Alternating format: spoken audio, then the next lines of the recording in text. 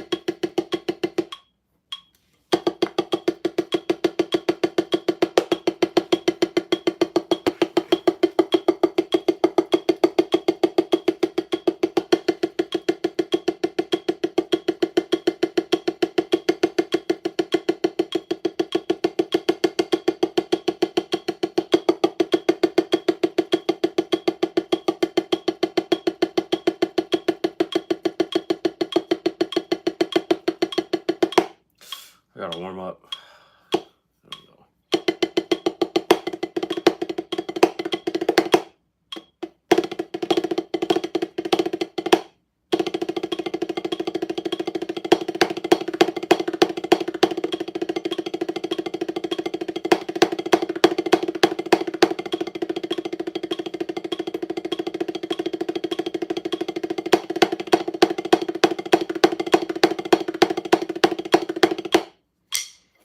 Good afternoon, good morning, wherever you are around the world. How you doing today?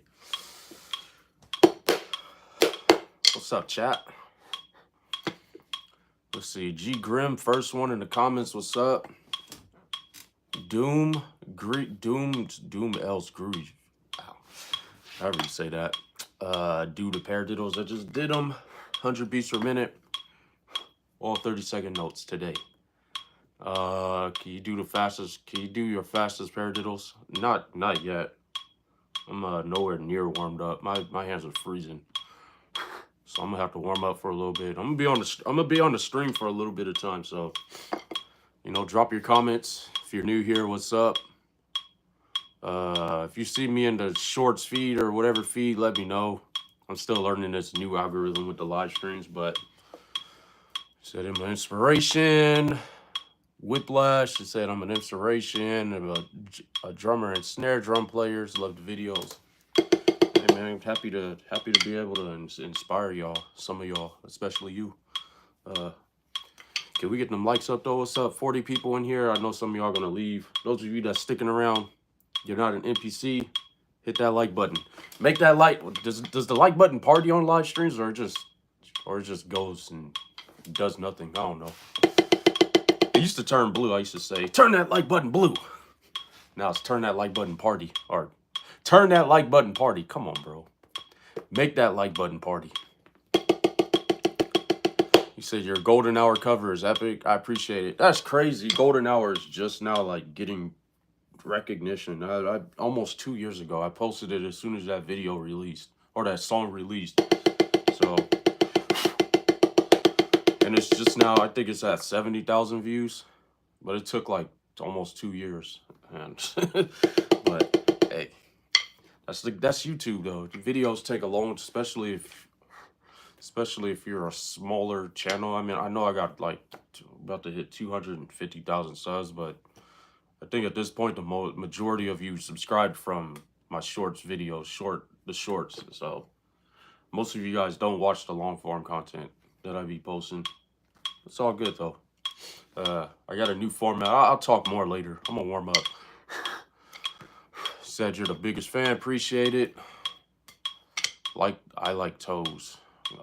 Congrats. I guess. Okay, 9 likes. So what's up? 74. So we got. How do you do math? Let's see. What is that? 65 NPCs.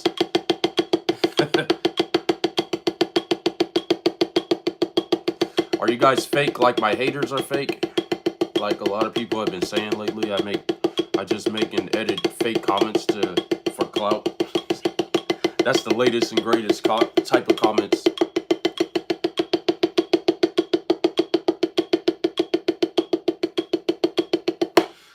I need to warm up. losing all my leverage. Yeah, I like to take breaks in between doing reps of warming up, so that way I get the muscles and the blood flowing into the forearms, instead of just trying to blast your way through it. That's how you get injuries and stuff. But you know, let the armchair experts in the comments tell you otherwise. Just use more wrists and just groove, baby, groove. You said you like the jacket. I like it too. Just sorry, it's reversed on the screen because I don't know how to. I think I'll just have to use a real camera and put the feed through my computer and do it that way. But then, you know, I don't get this vertical feed for that. But yeah, let the armchair drum teachers out there teach you how to play the drums. I don't know nothing. I don't even know how to count. So I still don't know how to count. Can you make a video on a hi-hat sound? Would be I don't play the drum kit. I have hundreds of videos, and I don't think I've maybe 3% of the videos are drum kit videos. I'm not a kit player at all. I don't play kit. But people are always gonna tell me to play kit, so I guess that's the case. How did you get so good? Consistency and understanding how to target my drumming with certain techniques, you know. But just use wrists, just use more wrists and move them faster. You'll get better. It's the worst advice ever. Don't listen to that. He says, you're awesome, dude. Don't let the haters hate. That ain't me letting them. Listen, they can say whatever they want. People can say whatever they want.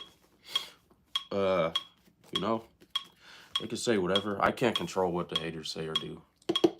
But when people get mad that I use them to my advantage as leverage, they don't like that either. So a lot of y'all getting mad because I use the haters for more views. I was getting more views before them anyway. So, or to sell my drum lessons, because I can't teach either. Look at that. I'm using a terrible technique right now to do this. I'm pretty sure those armchair teachers in the comments will be able to teach you guys how to play better than me.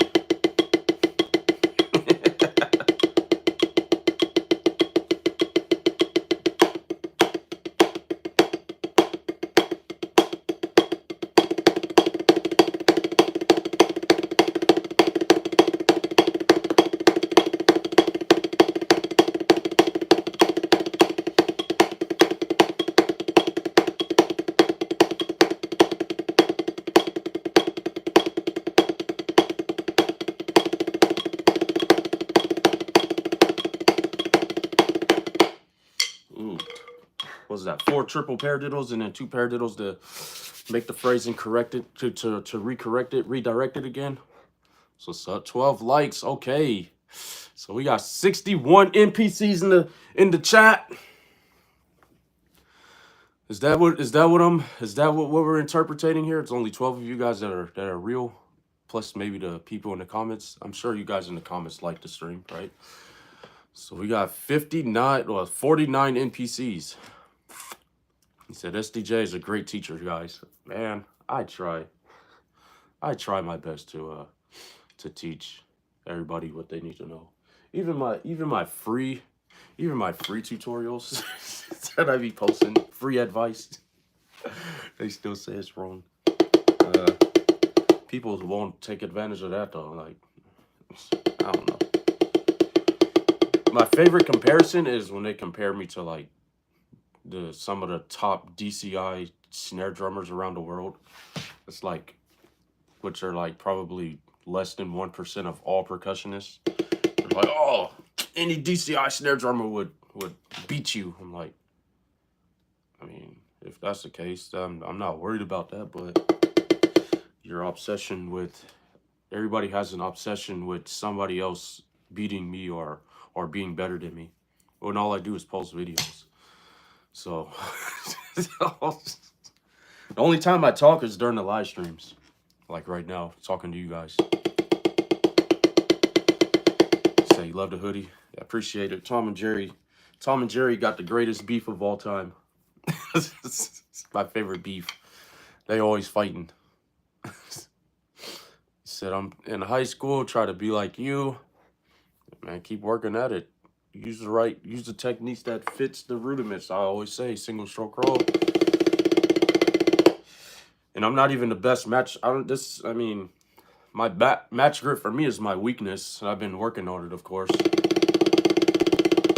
I still feel, my muscles feel weaker there than doing this one. Like that, I could just relax. Here, I'm like, oh, what is that, 100 beats a minute? Yep. Hey, I'm chilling on the match grip, though. Okay, yeah, that works. I guess my match grip is back. It's still not as fast as my traditional, though, but... False start. Ugh. There we go. That's pretty good. I'm almost warmed up, guys. I'll start trying to blast out paradiddles in a minute. Give me a few more minutes. It's only been 11 minutes in the stream, so... What's your favorite drum? I'm a traditional grip. I'm a snare drummer, so I use traditional grip. You should get a practice pad. I'm not endorsing any practice pads, so I'm not promoting. I ain't promoting none of them. Can you help me do my poodle? What is a poodle? Bro, you're in the 6th grade and you're failing. Talking about just do your homework, man. Should a noob start on the drum pad first or the kit? Well, honestly, I would start with the hands. Because what's the point of, you could start wherever you want to start, but if you ain't got the hands moving for you, this is most of the playing on the kit is the hand coordination. And of course you're gonna want to work on your footwork as well, but like you can like on a drum kit, you can get away with like playing simple grooves and stuff. There's people getting paid for gigs all the time and they're not like doing no crazy drum licks, but I would start with the hands. Like get the techniques, at least start mastering your like different playing techniques, because this is where all the injuries happen, especially with drum kit players. Especially with drum kit player. I'm seeing all the time, like on Facebook, timelines, Reddit. How do I fix my wrist injuries? How do I feel numbness in my fingers? Is that a bad sign? I'm like, bro, you gotta go to a hospital to fix that. You gotta go to a doctor ASAP. Like they're using, and then you get advice like you need to play more with your wrist and swing it. I'm like, and you wonder why a lot of drummers be getting tendinitis. And then drummers out there tell you use your fingers more. They're like, no, you're gonna hurt your fingers. I'm like, not really. Not if you're, unless you're trying to pound the shit out of your drums, like on a kit, like me smash. Yeah. Unless you're trying to do that. Even that, if you use a proper technique, you can get away with that as well. So start with the practice. I'd start with the single stroke roll technique, the finger control technique. Learn how to play your strokes. Now, let's see. Now everybody's gonna say get a low rebounding pad. Just get a drum pad, bro, and play. Low rebound, high rebound, it don't matter. Just get a drum pad, practice your techniques. Step 1. It's going to help you avoid your injuries, help you avoid getting hurt. If you feel soreness in this area right here, your wrist, you need to change your technique as soon as possible. Otherwise, you're going to hurt yourself even more. It's not going to feel better over time and just keep practicing. You're going to hurt yourself. You're going to end up, because check this out. Now, I'm not an anatomy expert, but even I know all your muscles that control your fingers, they're up here, right? Not here. This is where all your wires and shit are to help connect your fingers to your through your muscles and shit. This is where all your tendons are and everything, right? There's no muscles there. So why would you attack your strokes using more wrists? And everybody's gonna say, well, you're always using wrists when you're playing. Yeah, because I'm opening my hands. Now your wrists are gonna if you playing a full stroke with just like the finger control, your wrists are gonna move, but they're not gonna put pressure up here. They're gonna put pressure up here because you're using your fingers. It's a pretty simple concept. Open your hands up.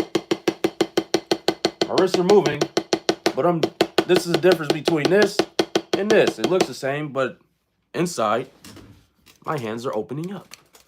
This is safe. This is not. This is what everybody's doing. And then they say, open your hands like use more of this and it's okay. Well, you know what happens? That happens. So it's just little simple shit like that.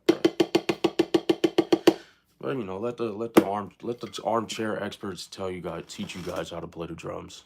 If you guys want drum lessons though, I can't promote that either because I make fake comments, hater comments just to promote lessons. I've been promoting lessons since October, the end of September. So, I mean, when it comes to marketing, you always got to market your stuff. You can't stop, especially with social media, because they don't push.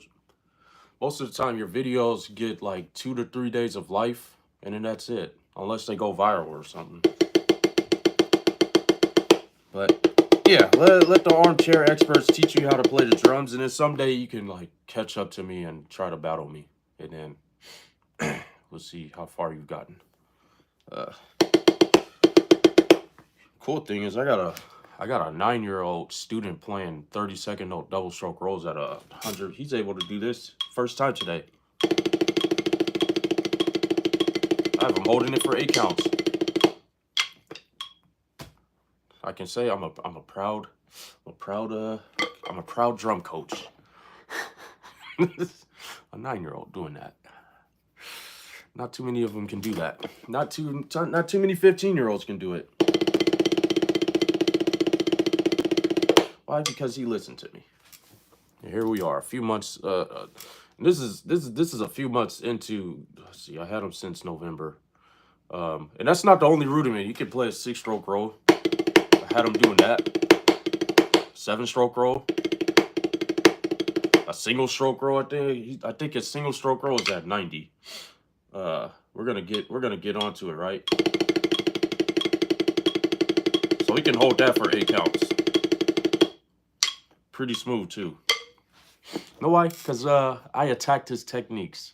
That's what I do as an instructor. I don't focus just on learning a groove, learning a rudiment, or whatever else. We focus on techniques. And yes, I could do all the stick tricks in the book. Well, maybe not. There's some stick tricks I just avoid.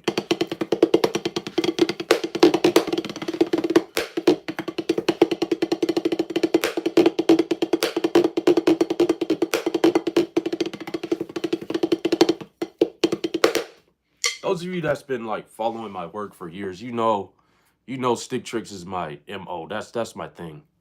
I do stick tricks. But if you also been following me, I focus mainly on playing techniques, right? I don't say, okay, this week we're gonna learn the Radamacue. And then the Radamacue sound like this.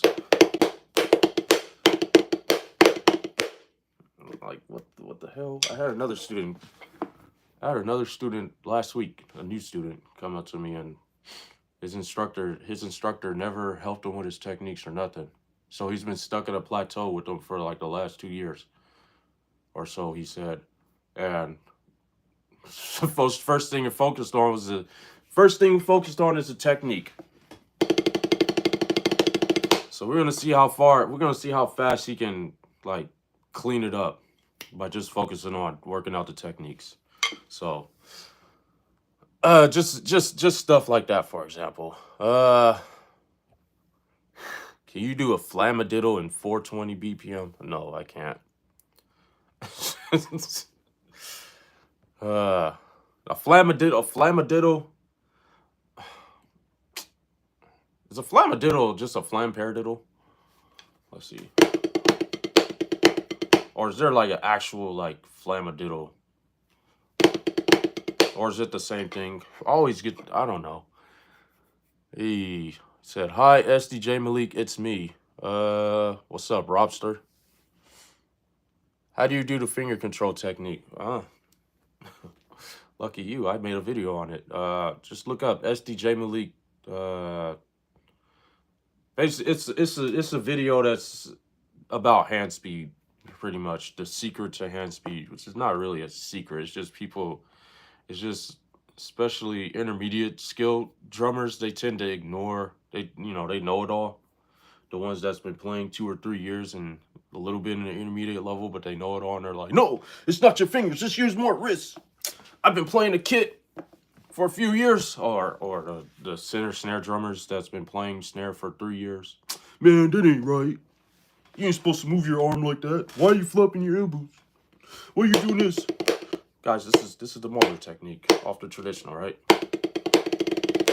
Which I only use occasionally for certain techniques. There's a multitude of techniques. Oh, to answer your question, yeah, just look up sdjmalik how to increase drum speed or sdjmalik finger control technique. It should pop up. Unfortunately, I couldn't beat the search results. There's still not very good speed videos, tutorials out there. That's like in the top of the search. And how I know they're like 6 years, 5 years old, maybe 4. I don't know.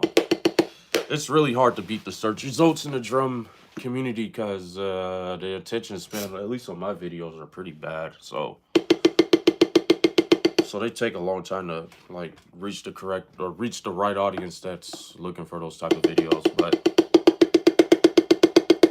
oh, and another thing drummers don't like to do is spend at least 40 minutes warming up just to like get the blood flowing. They're like, "Oh, I can't get faster." Well, you're not warmed up. Just like going to the gym, right? You can't just sit on the bench press and then bench 225 pounds in your first rep. You're gonna tear yourself apart. Like, that's the same with drumming. You're not gonna play. Even me, I was a minute ago, I'm struggling at 100 beats per minute because I'm not warmed up. Even though I'm match grip.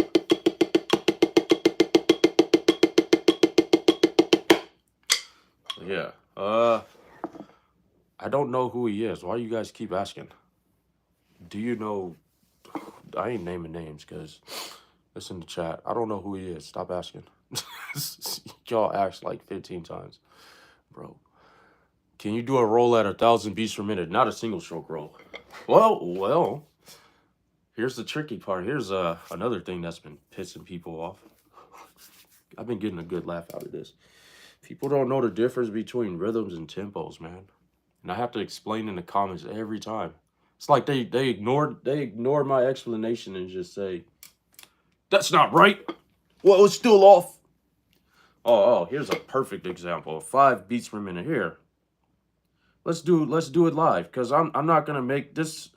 Hold on, let me see. Do I have the metronome? All right. So if we got 5 beats per minute, hold up. Get this. Hold up. There we go.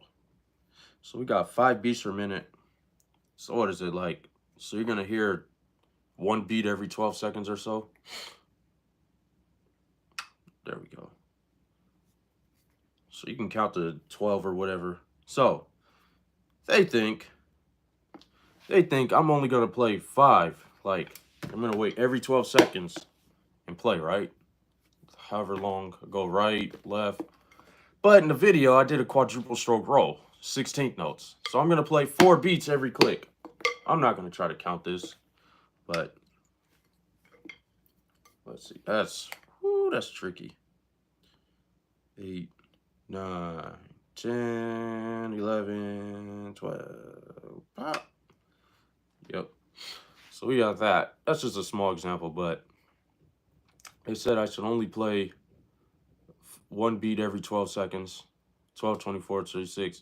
But they're confusing BPM, the tempo, with the rhythm. So I was playing 16 notes. So I'm playing I'm playing 4 strokes for every one beat, right? So I'm like, all right, I'll do 100. So they're like saying the same thing here. They don't know this is a quarter note. They said this is a whole note. So I'm like, he's trying to explain it to everybody in the comments, and I'm getting absolutely blasted in the comments to this day. Hey, that's what happens when you go viral. I like this metronome better, but the other one can go to like 9999. But this is a quarter note, right? And then people expecting me to be a robot to be on beat every time.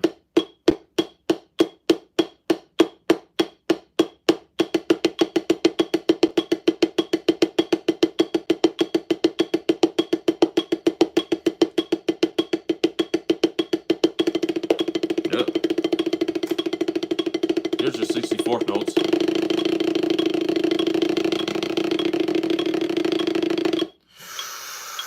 Whew, had to warm up that one. Got to warm up with that. How we got 169 people and 23 likes? Well, hi, I'm sdjmalik. Actually, I'm Jabril right now. I'm not sdjmalik. I don't know where sdjmalik has been, but I'm just me. Yeah, those are 64th notes. But I can only go that fast with a double stroke roll, right?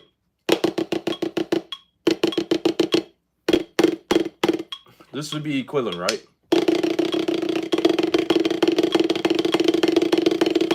So we got that. So it sounds like a buzz roll, basically.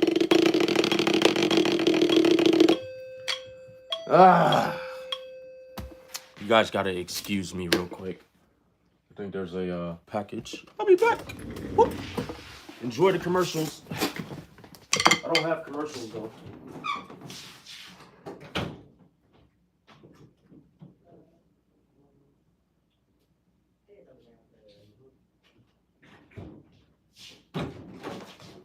Welcome to Japan. All right. I hope you guys enjoyed the advertisement, the commercial, and we're back. And there's more of you guys. Let's see, a flam drag. All right, here we go.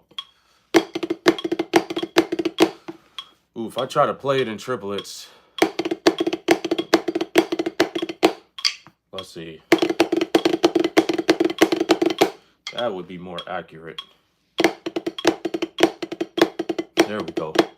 There's your flam drags. A package review. It's probably nothing in there. It's not mine, so. How are you on a full drum kit? I suck. You can look it up though. sdjmalik drum kits, printed shorts. My focus with drum kit isn't necessarily I can play grooves all day. It's the coordination. So I'm learning how to do the gospel chops now. Cause it's fun. It's just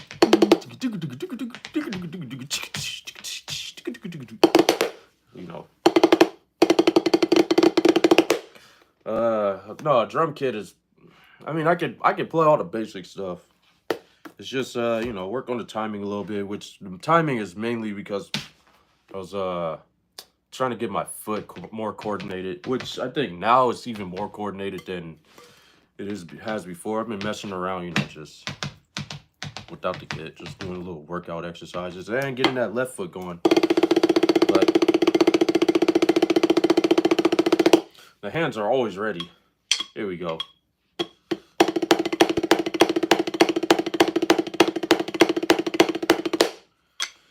All right, so since a lot of you guys like to complain that I raised the BPMs for clickbait only, even though most of you don't know music theory, worth a damn. Uh, I'm playing 30-second notes here. Paradiddles. Here we go. I started at 100. There's 105. I know it's reversed because it's mirrored. I don't know how to fix a mobile device to be unmirrored. So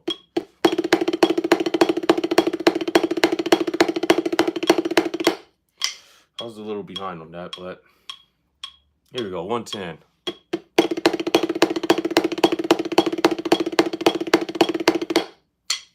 Somebody said a 15 stroke roll.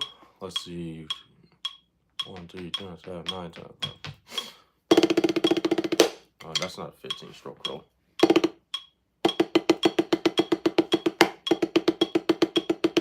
That's a 15 stroke roll. There we go. Ah!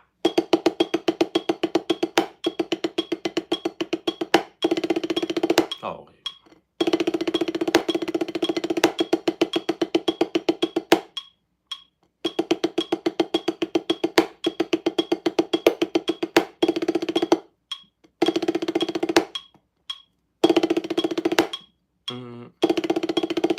oh, it's in a 4-4.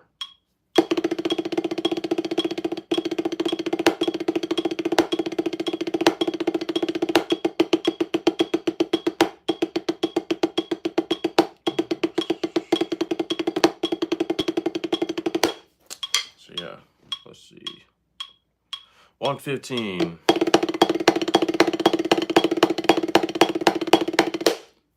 Man, y'all can't quantify what's happening. Fuck it. I'm gonna do it the way that I've been doing it. Here we go. Let's do it at 230.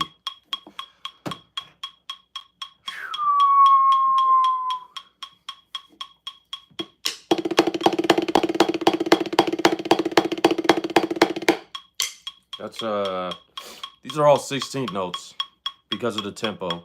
Oh yeah, somebody else said, "Oh, BPM doesn't matter in this context." It matters to me. It matters to me. 240. It's a good way to get a more accurate, an accurate calculation of where your speed is. Did you ever go to college for drumming? I went to Prairie View A&M University, HBCU. It's a big marching band in Texas. Ugh.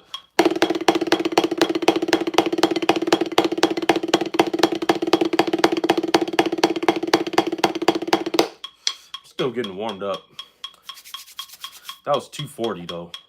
Give me a few minutes to warm up my hands. Can you play the part where he speeds up from Whiplash but speeds up indefinitely? I'm not on a drum kit, bro. Do you have any tips on how to get a better accented accent tap heights? It's a technique. Listen, you can do it one of two ways. This one lacks power, but you're gonna rely on the rebound. You hit it hard enough, the stick will pretty much recoil back, right? If you hit it soft,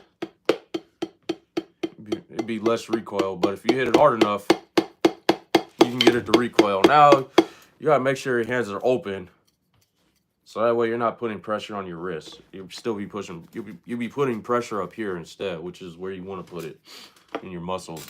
Or you can use your arms for it. Gives you more power. Problem is,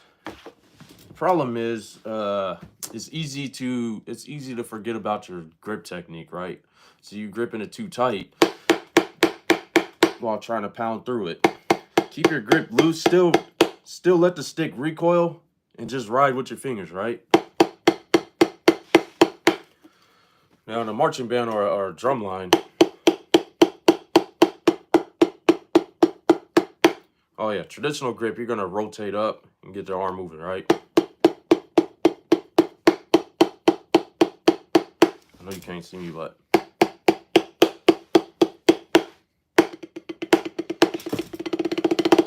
ugh.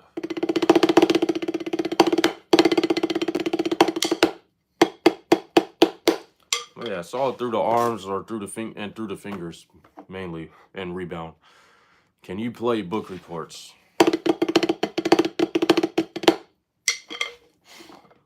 What specific sticks are you using? I'm using my own signature sticks. Still to this day, even though stores have stopped ordering them to sell them. That's all right though. I'm gonna sell my own fucking sticks. He said, "I like your sweatshirt." Thank you. I like it too, so I got it. Tom and Jerry's probably my favorite, one of my all-time favorite cartoons. Growing up watching it, because they have the greatest beef of all time. What's your favorite lick? I don't know. The chocolate donut lick.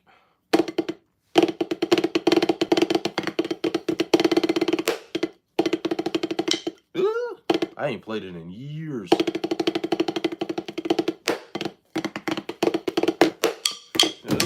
Yeah, I ain't played that lick in years.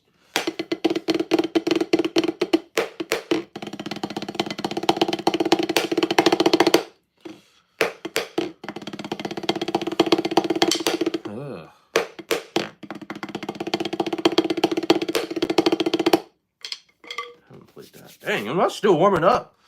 Come on, hands. There we go. 250 paradiddles. This is where the technique changes. The technique truly starts to morph into something else.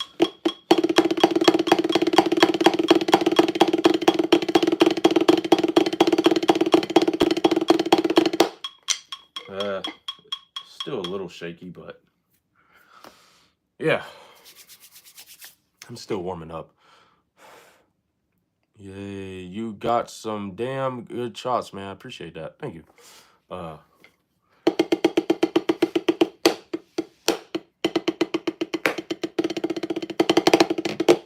you ever done any indoor percussion before? No. I mean, when I was in high school and a little older, indoor percussion was, maybe it wasn't a new thing, but it was like, let's see, almost 20 years ago. It's like grown into something pretty big nowadays. But back then it wasn't really that pop. Like DCI was the top of the food chain when I was growing up. Like there was really, indoor percussion wasn't really that popular yet. Like now I would argue it's almost up there with DCI.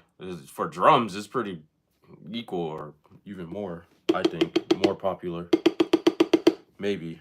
But you got with DCI, you got the other ensemble, you know, or other instruments, I should say. Like you still got the bugles, and then you still got the color guard.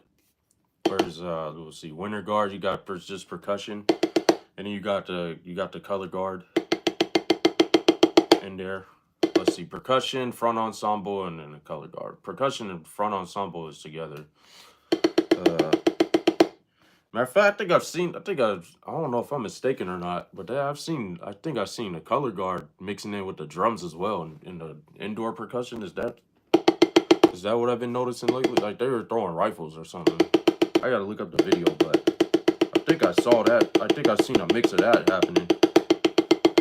Yeah, indoor percussion is definitely getting popular. My only real gripe with it is I wish I would see more variety styles. Like, and it's the same with DCI. I feel like everyone does the same style. I don't know.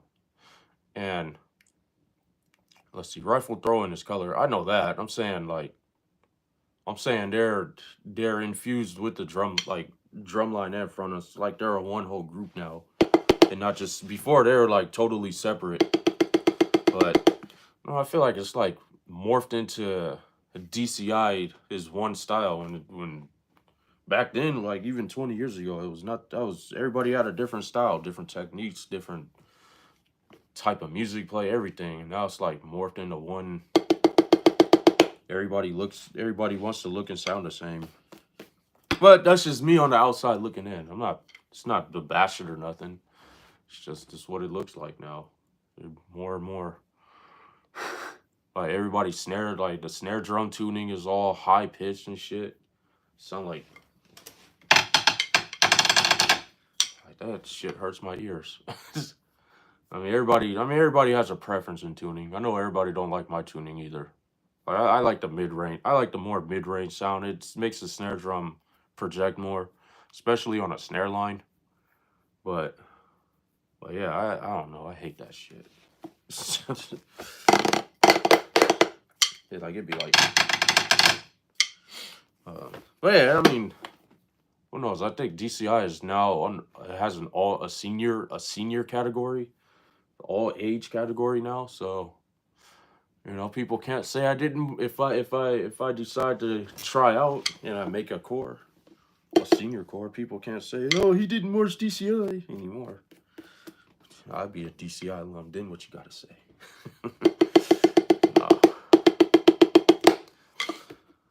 Advice about the height of the low note and flam. You talking about the grace note? I keep the grace note level 1. I call it level 1. This is about 3 inches, right? 3 inches high, maybe 4 inches maximum. So you gotta practice. You gotta practice playing this low. Step 1. You gotta be comfortable with playing this low even faster, right? And then the accent, I like to play at level 3. It's about, let's see, level 3. I would say it's above 6 inches high, right? 7 inches and higher. I would play even like 9 inches. Or if you're doing fun flam, go all the way up, level 3, right? Ugh. But I always got that grace note at level 1. They call it an inner beat, grace note, ghost note, whatever, ghost anything, low note, taps, the same thing. To fix ringing, you can tighten up your snares or no, from experience, because my black pearl snare used to have a absolutely disgusting overtone ring to it. That's because I was using the snare side head. I had an Evans, I think it's an MX5. It's a yellow head, if I got that correct. I haven't used Evans in years. But it was like, I tried putting tape. I tried taping it. I tried putting tissue under it, like anything to like try to muffle the sound. And it was just like, I'm like, that's not how a snare drum should sound. So then I had an Evans on the top too. So when I switched to I switched the snare side to a Remo, Fallum 2 snare side, and the ringing disappeared. So I think it's a certain Evans heads that does that nasty undertone, and it could happen with another snare, like that mine was a pearl snare, but it could happen with like a Yamaha or another. So the drum head could like determine how good the snare drum tone sounds or not as well. You say yours is ringing, and you got on the snare side you got a Fallum 2, and it's a pearl snare. And also, it could be your snare side could be too tight as well. You'll still get an overtone sound if it's like too tight. You don't want it too tight in the bottom, unless you're trying to get your snare drum to sound crazy high. Let's see. In your opinion, if DCI drumlines went against HBCU drumlines, who do you think wins? I mean, a lot of. Here's the thing: HBCU lines is college, right? So you're comparing college to like an outside circuit, where outside circuit has access to pretty much well, I guess the college does too. So that's not much of an excuse. But I think the main thing is like DCI lines, they practice all day, every day. They got, let's see, they got the off season programs they practice. They really focus on the techniques they're using. Like they focus all on the details. Whereas like an HBC line and the college line in general, or even high school lines, they don't have as much time. So as far as like cleanliness, I think DCI is gonna win most of the time as far as that. But I don't think being the cleanest should be the only it feels a DCI versus like HP in general, like a drumline versus drumline. Like I mean, you gotta, let's see. At least for me, is the drumline entertaining? Do they look like robots? And then how clean do they sound? I mean, if you sound dirty but entertaining, you know, that's still gonna hurt a lot. I mean, you're not gonna win regardless. But if you're clean and entertaining, then that's a W in my book. If you're clean but boring, then like you're boring. Do something exciting, right? I'm just saying there should be more. I think DCI would be more entertaining if they had like implemented other styles, like, or at least with the I think the Cavaliers they was adding. I think did they win first place in drumline? Because they was doing all kinds of cool shit. Like they did a helicopter, right? Some people call it the Casey Claw. I refuse to call it the Casey Claw because the Casey Claw is a triplet one-handed, right? That's a Casey Claw I know. This, that's a watered down version. Sounds like a helicopter. I call it a helicopter, but yeah, DCI line versus an HBCU line. It's kind of like comparing apples to oranges. Even comparing like a college, like a HBCU to like a PWI. We call them PWI, predominantly white institution. It's not the, you know, it's nothing racist. It's just, it is what it is. But like even those lines, those are hard to compare because, you know, they're two different styles. I mean, they're harder to compare, but you can still compare them. PWIs can still be entertaining, which I've seen entertaining ones, and you know they clean or not, all of that. I think there should be, just like how there's a circuit with DCI. If they had a circuit for college or even outside of DCI, like right now they're doing a lot of mass bands down south. Like if they did like a fully sanctioned or whatever, you know, I guess that's not the word I should use. Like an actual competition with judges and everything. That would be, I think the general audience would be more in tune with that. And that would, like, you know, if you got the audience into it, guess what? Now you can get sponsors to help sponsor the events. You know, they pay money to put their billboards up, their advertisements in there, stuff like that, for example. I think that's also what DCI is probably lacking, but you know, I'm just an outsider looking in. It's not to, I'm not bashing DCI or nothing. Which some people will still see it as that. That's fine. It's whatever you guys can pick and pluck whatever I just said and make it into a soundbite to fit your narratives. Uh Hands must be warmed up now. Yeah, you're right. It's warmed up. You said yeah. You said you had a cheap Remo from a thrift store and it sounded amazing. It's a game changer. Yeah, I mean Remo marching heads to me are far superior, but my opinion, that's why I use them. If you can, I'll answer these and then we'll continue on. If you can drum on the song "Feel Good," what? Can you like write that again? Is that the name song "Feel Good" by who? You said you did loosen my bottom head and it still rings. Oh, it still rings. Would have to do it with my drum. It's a Oh, it's a Mapex. You gotta look at the drum quality too. I don't think I've really heard too many great sounding Mapex drums out there, to be honest. Like snare drums, but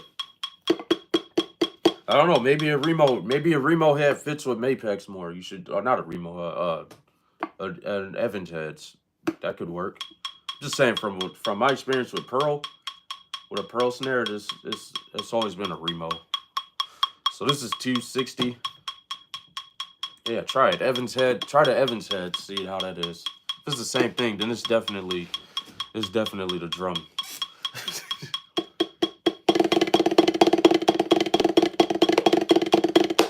Yeah, that was sloppy. Not warmed up.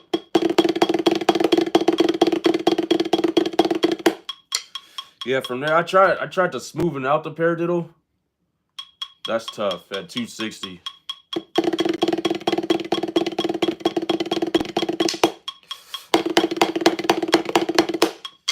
There we go.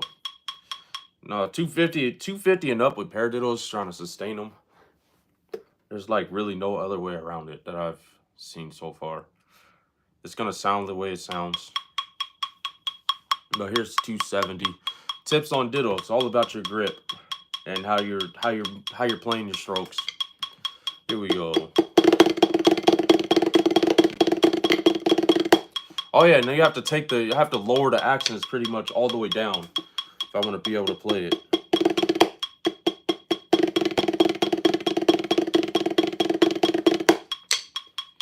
So it's not gonna sound like the classic paradiddle, like, but as long as you can, you know, you still hear the accent, right?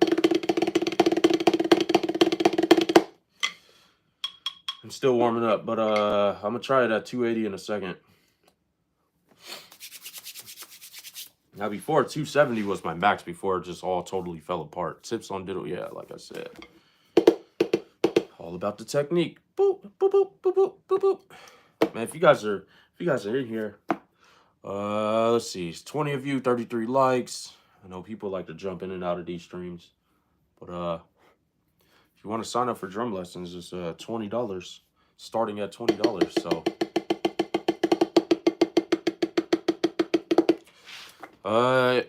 hey man, are felt tips drumsticks good for tenor drum? Honestly, I don't know. I never use them. I always use just regular marching sticks for tenor drums. You know, gets the same results. I mean, regular marching sticks should be fine, I guess. Advice on practicing on a pillow. If you use a pillow, everybody thinks like if you practice all of your rudiments on a pillow, you'll magically get faster and play better and cleaner. That's not the truth at all. You'll still sound like shit if you just play on a pillow. I would say the only reason you're playing on a pillow is if you're like trying to build up your you're trying to build up your strength and muscle and technique, right? You're trying to master your technique. And really the only technique I would work on with a pillow is the finger control technique. Working on that. Like with this is less rebound. Let's see. I'm trying to find, I don't have a pillow around nearby, but let's try this here. Pretend this hoodie is a pillow. It's pretty much the same softness, right? At that point, your fingers are really putting in the work. And you just work on getting to the technique. Immediately, you'll probably feel a burning sensation up here because there's no rebound, right? You're pretty much using all of your fingers to try to get it out there, and a little bit of the shake method. I did a video on like all of that, but that's the only reason I would work out with the pillow. If you're trying to play like rudiments and all the other stuff, it's pretty useless. Like you'll get little to no results just using a pillow. A lower rebound pad works because it's rebound. You need rebound if you're trying to like get better at drumming in general, right? And people are gonna say, oh, but a tom drum doesn't have it. It has rebound a little bit, but enough. It's not like a pillow where it's just a complete dead sound. So how can I delay the burning sensation? You don't. You let it burn. Everybody's afraid of the burning. Everybody's afraid of burning up here in your forearms. Like, if you're burning up here in your forearms, like, especially immediately at a certain work out with a metronome. Use your metronome. Pretend. Basically, your metronome is like your weights, right? You do this at 100 beats per minute. It's like you're curling 60 pounds in each hand. No, maybe that's too high. I'll say it's like curling 30 pounds each hand, right? You're doing your curls or you're doing a bench press.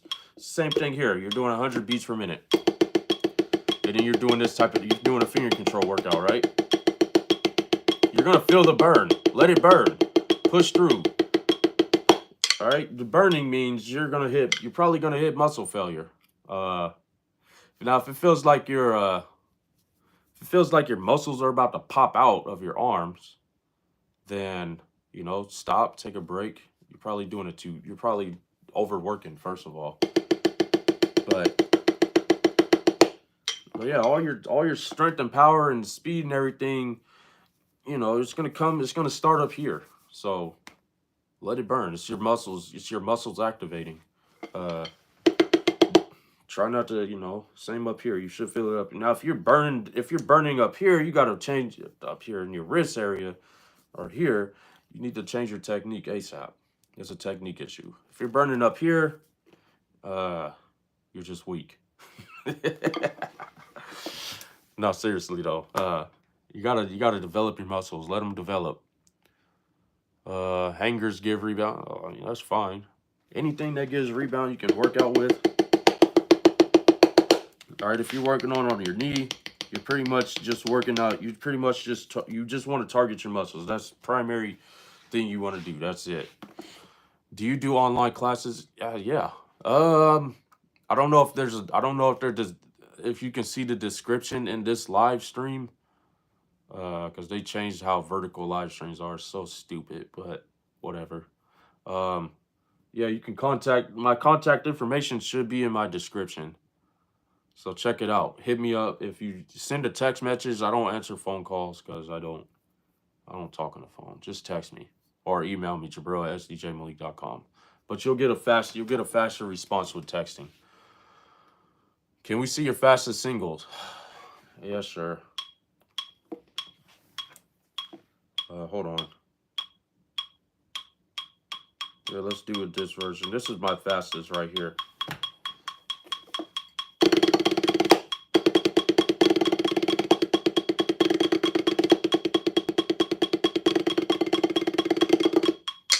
That's it. 270. I can do 300. I mean, I could do 300 and beyond for like one count or something like that. So, but otherwise, yeah. You can hold the screen to check the. Okay, cool. Thank you. Yeah, hold the screen. So hold the screen, check the description. All of my contact information is there for one-on-one drum lessons. Hit me up like so. Hold on real quick. Give me like 30 seconds real quick. Did you ever do DC? No, I didn't. It's like the number one. That's like the top 3 question. Did I march DCI? No. What sticks do I use? I use my sdjmalik signature sticks produced by Vader Percussion. Right now, you can't just go to an online store and buy it. You got to go to your music store and get a special order for it. Until I get a new merch store. And what was the other? The other question. I know those are the main 2 questions. Oh, and do I play drum kit? I can, but I don't. Recommendations for marching. Well, I would recommend my sticks, but you can't just. You got to do a special order at your local music store. Why? Because the music stores think that they don't produce the sticks anymore. So if I once I sell my own sticks, this is what I'm selling. This is what I'm recommending. This is what I'm pushing. Right now online they retail for like $15, or at the store probably plus shipping and handling. So I don't know. We'll figure all that out. But yeah, that's what I would recommend. So, which exercise can I do to improve my transitions from a double strokes to a single? I call this a single double pulsation because I couldn't think of a better name for it. Sounds crazy, actually. So to practice that, here I'll show you a little exercise that's it's probably not gonna benefit you, because I'll tell you why in a moment. You could try it. I'll do this at 100. 1, 2, 1, 2, 1, 2, 3, 4, 5. Right. So you do a single for 1 count, 1, or 1 E and. These are 30-second notes, so it's like 1 E and or just 1, and then 2 double stroke roll, 1, 2, and then repeat it. 1, 2, 1, 2, and then you do a single stroke roll for 2 counts. 1, 2, E, and then double stroke roll for 2 more counts. 3, 4, E, and Now you're probably asking, why are you doing sub counts, 16 note sub counts? It's because each hand, 1 E and 2 E and right?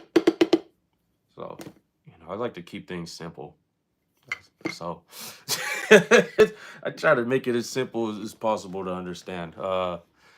I would work on that because the technique, well, the reason I said it's not going to really benefit you much if you don't know what you're doing with the technique. So you're running into a technique issue.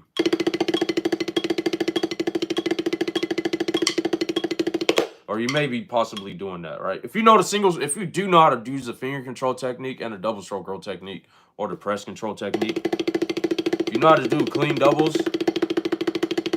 then you got to learn how to switch between the 2 techniques, right? Transitioning in between both of them.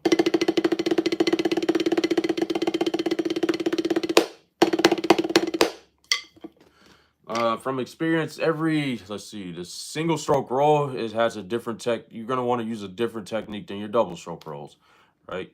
A paradiddle is going to have a small variation, different technique from the double stroke roll. Similar techniques, just a small variation of it. A little different.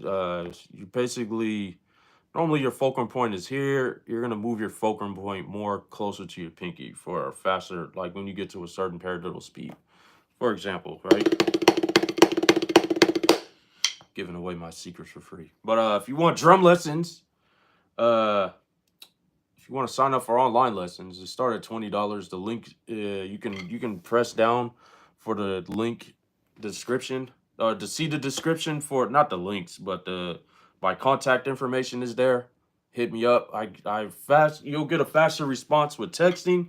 But if you're an emailer, you can hit me up at my email address as well. If you're outside of the United States, the country code is +1 on WhatsApp.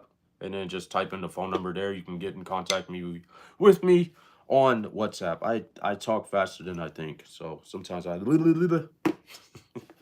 All right. So this is what you all been waiting on. So I'm going to do paradiddle at 290 beats per minute. Bang. Dang, we went from 189 to 128 and just instantly, right? 39 likes. What's up, y'all?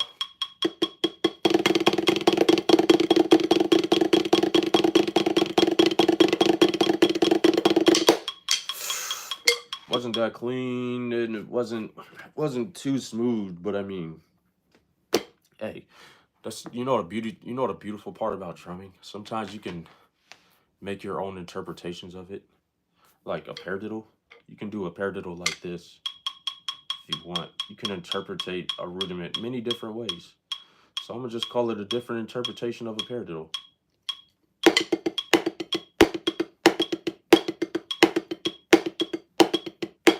Oh, I bet that would piss off the purists out there.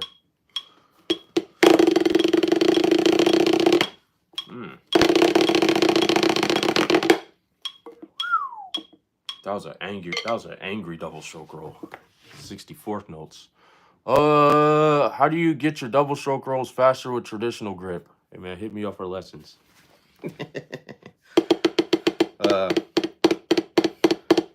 What nobody wants to use basically is your arm, right? Everybody's like, don't flip your arms, don't flip it. All the armchair experts out there, don't flip your arms, don't do this, just keep it stiff and use more wrist, baby. Use that more wrist, keep your elbow in tight, and you'll get faster. You should feel it burn right here. That just means you're good. You're working it out. It's gonna make you a faster drummer. And then 3 years later, you gotta go to the doctor. You gotta go to a doctor's appointment for possible tendinitis. at 23 years old. I mean, don't let anybody. If you're getting tendinitis at 23 years old, man, I feel bad for you. Honestly, there's whoever taught you how to play the drums or told you to do that, they really set you up for failure. as a drum coach, I would never do such a thing. I would never coach you to do that. Listen, when it comes to like playing your strokes on traditional grip, here's the things you want to focus on, right? Especially for a double stroke roll. Step one, you got to know how to rotate your forearm. So it's not going to be a wrist twist, right? It's going to be a forearm rotation. If you ain't got that, you got to stretch so you can get that flexibility going. And then, you know, I would hold it for 30 seconds. If you can hold it at 90 degrees like this, if you can twist it in, you know, you got that flexibility going. That's just step one, though. You got to learn how to rotate. And then step two, you got to learn how to move your arms. If you can do that, so I'm going like this because it looks like something else if I was going like this, right? But just for example. And then step three, you got to learn how to hit the drum, right? You can't try to pound your way through it, right? You gotta learn how to hit the drum, learn how to flow with the rebound. That's how you get a faster double stroke roll. You gotta learn how to isolate each hand. And you put it together. Now you got a double stroke roll with the left hand traditional. Can you play a cheese drag? A cheese drag? What the hell is a cheese drag? Okay, here's a cheese.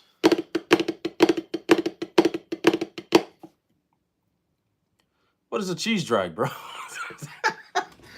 Excuse my ignorance. I mean, here's a drag, a flam drag. You got a cheese on the first partial. A cheese drag, a flam 5?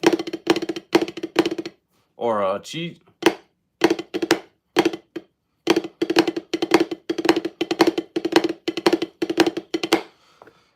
It's just a flam 5. It's, yeah, that's what I'm saying. What's a cheese drag? Or is it not true? Is it a regular bass rudiment? I don't know. I'm gonna look it up. I don't mean to like laugh at her, and I'm like dead ass serious. I'm dead ass serious. Like, I've never heard of a cheese drag before. Maybe it's hey. I like learning new rudiments though. He said I will send you $100,000 for some. That sounds like a scam, bro. For some good lesson. Hey, look, bro. Start at $20. If you want to take a longer lesson, then we can work out the rates that way. I mean, it's $1 a minute basically. So, can you play a Swiss cheese drag, bro? What?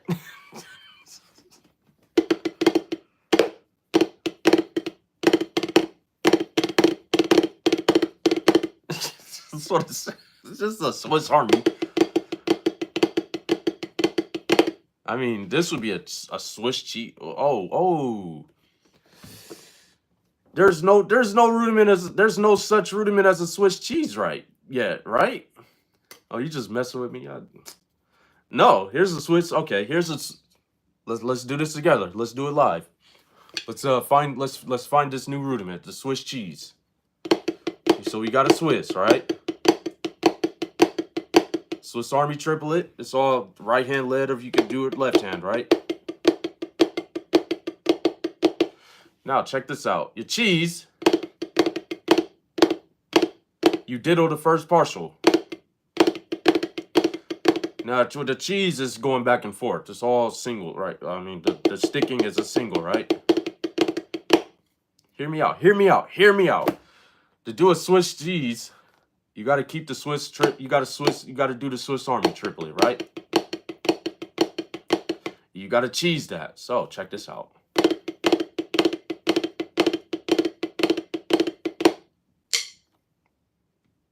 How about that? That could be Swiss cheese right there. That's Swiss cheese.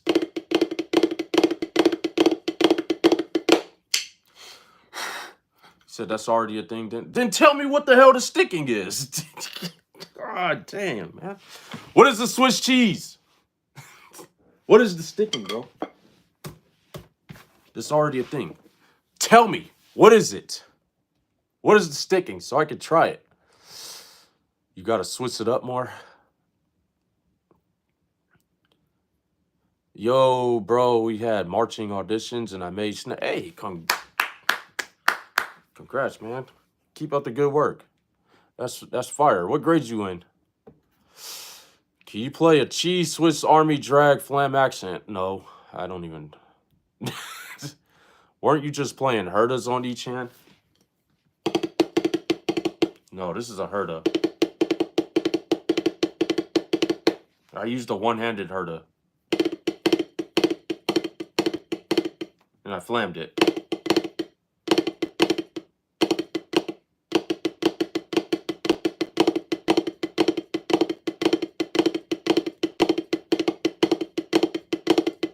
That's all I did.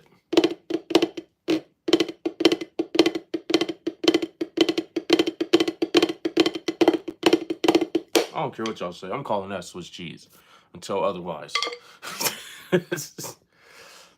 Can you play a 5/4 pattern? Been studying those recently for all you got to do is count to 5, bro. It's 4/4 bass. I mean, it's regular bass. It's an odd. It's odd. It's an odd time, but count it like a regular count. 1, 2, and a 3, and a 4, and a 5, and a 1, and a 2, 3, 4, 5. Use the 16th notes counts. Don't be scared. Don't let these people tell you that's not how music works. Music is subjective. You can manipulate it into whatever you want to make a sound. To make it sound good. Or if it sounds like shit, then it sounds like shit. But if it sounds good, then it's music. Ain't that it? It's rhythms. I don't know. All you purists out there, what do you think? Is this play back 23 whale right now? That sounds like a football play. Back 23 on one, ready?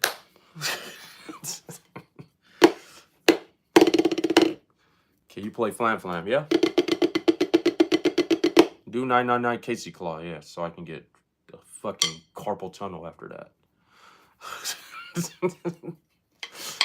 Can you play below 100? Can you even play below 100?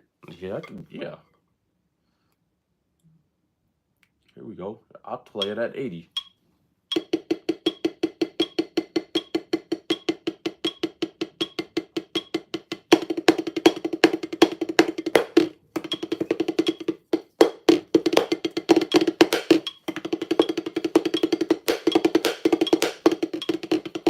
Trying to freestyle, so it sounds a little bad, but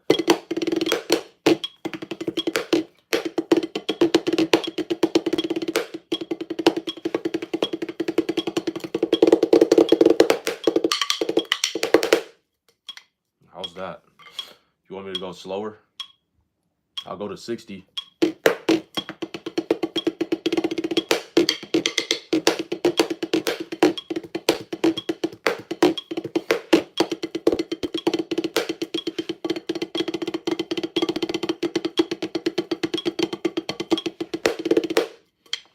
Bro, don't let that video. Don't let the people in the comments tell you, oh, he was off. Oh, your eighth notes was off by 0.00 microseconds, so it was bad. Like, come on, bro. What me sound like a fucking computer? Stupid shit. don't let them. Yeah, I mean, come on, man. I'm human. I mean, even DCI soloists aren't going to be I mean, maybe they are. I don't know. Maybe they are. Maybe they are. Robots, AIs. I don't know. I mean, shit. It's not going to sound. It said, truest Espinoza, $1.99. Here we go. 2 beats. 1, 2. For that. I appreciate it. That's my first super chat in like 2 months. And we're 74 minutes into the stream. The first one of the stream. Appreciate it.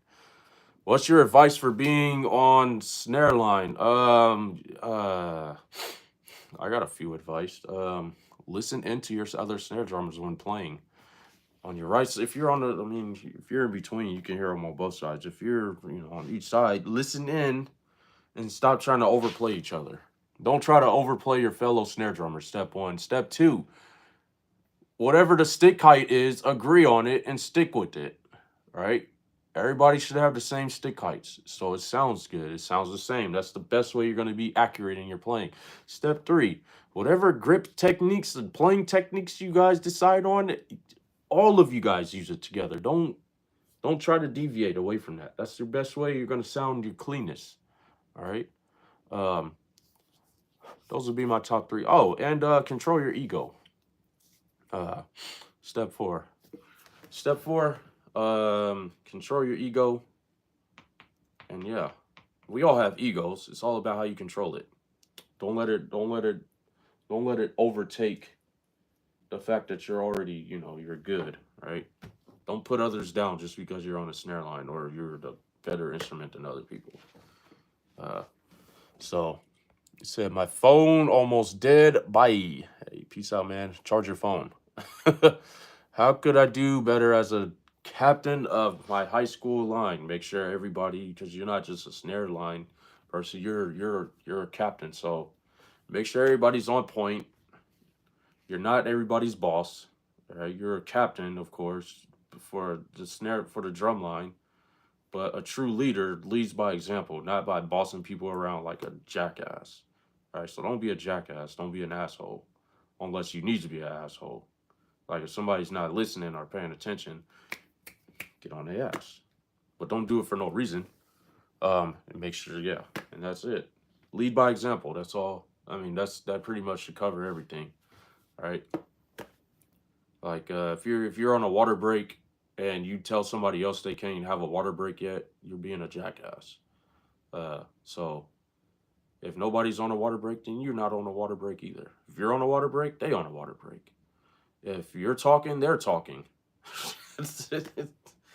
So if you're being mean to the band director or whoever, or they're gonna, it's everything. They're, as a captain, they're all looking at you for their leadership. So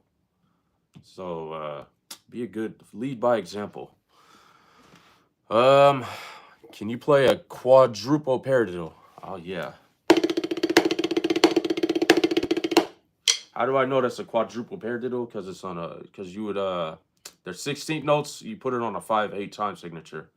So you go 1, 2. Let's see, 1, 2, 3, 4, 5. 1, 2, 3, 4, 5. 1 and 2 and 3 and 4 and 1. Oop. 4. 1, 2, 3, 4. 1, 2, 3, 4, 5. 1, 2, 3, 4, 5. 1, 2, 3, 4, 5. 1, 2, 3, 4, 5. There you go. Quadruple paradiddle. It's really it's just 3 singles and a paradiddle. Let's see. It's really a mix of a single stroke 7 and a paradiddle. But the 7th stroke starts the paradiddle, basically. So, and yes, you can do that. Why not? Pierce are going to be bad. It's not a rudiment. Man, fuck them. Fuck them. Anything can be a rudiment. Rudiment just means it's a basic breakdown of something. That's it. So it's a basic breakdown of the music, then it's a rudiment. Damn it. Fuck what everybody else says. Got a good flam exercise. I need some.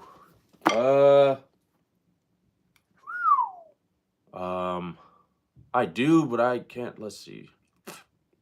I can't think of the names right off the bat. Let's see. Hold on. Let me look into my file. Let's see. Hold on, give me 1 second. Let's see. Any good flam? What skill level are you? Are you intermediate or advanced? Or beginner? Well, you shouldn't be a beginner if you're trying to do flam workouts. Oh, I got one for you.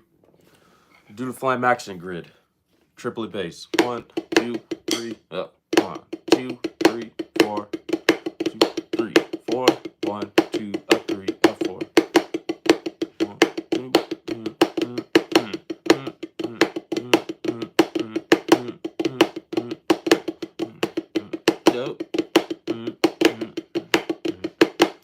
You can do the flam action grid. that one, or you can do one of my more original exercises. Let's see. Let's test your chops and BD. I call this one. Wait a minute.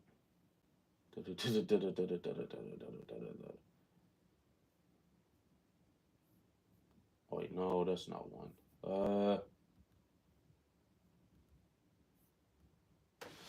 Let's see.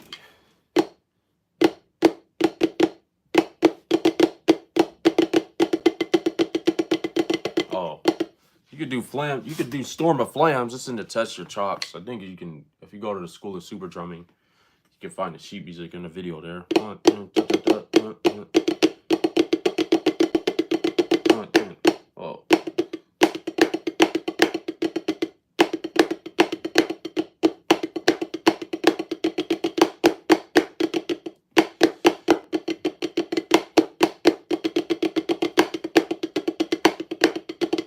Oh.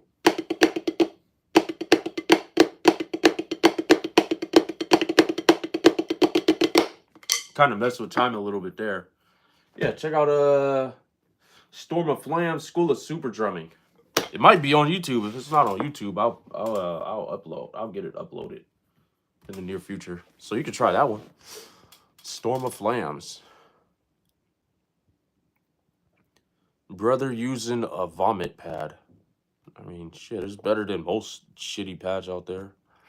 So, what's the best way to strengthen my non-dominant your left hand? Doing strength exercise, finger control technique. Learn the technique. Then you could do forearm strength exercises.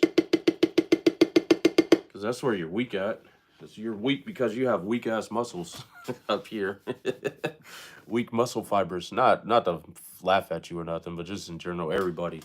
I talk shit all the time, so get used to it. I like messing with people for fun, but not in a serious way. But yeah, you want to target your muscle fibers up here with the finger control exercises. You could use a bunch of different variations of it. If you download if you ever downloaded my ebook, there's a few exercises in there that absolutely attacks your non-dominant hand and get it out there. What do you think about EMC Productions and his advice? I mean, I don't watch that many. I don't watch all his videos, or just drum videos in general. I haven't in a while, but I mean, if it's good, if it helps you, then that's good advice there.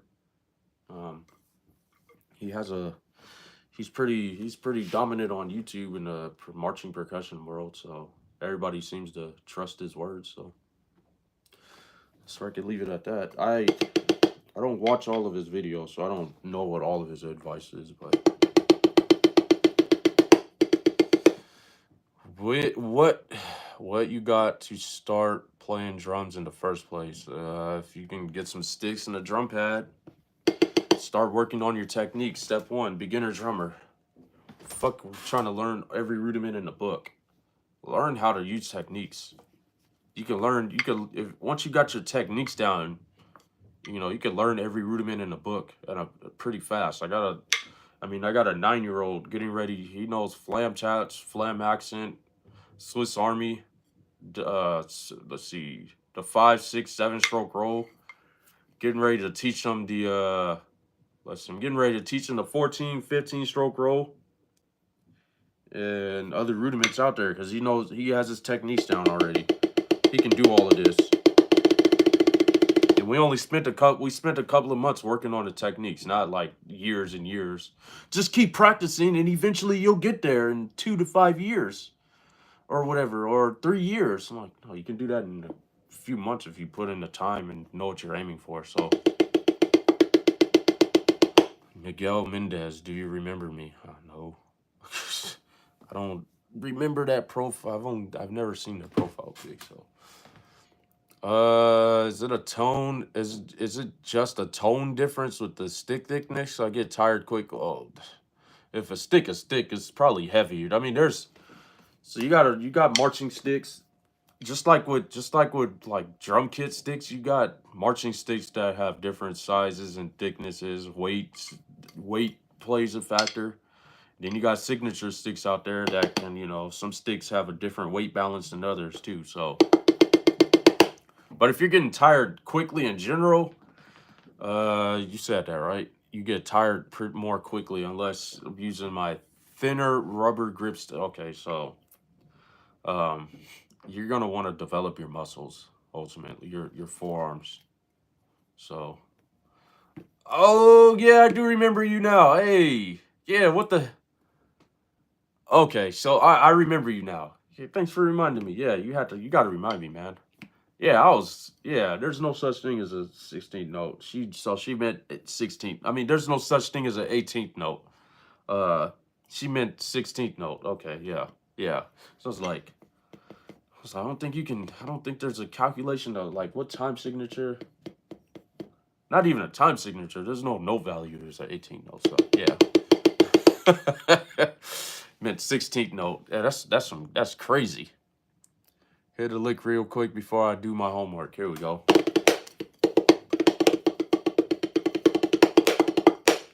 Ooh, that was sloppy. Oh, damn, bro. Here we go. Yeah, fatality. Yeah, she was tripping for You have to delete the message. No, yeah. I was like, what?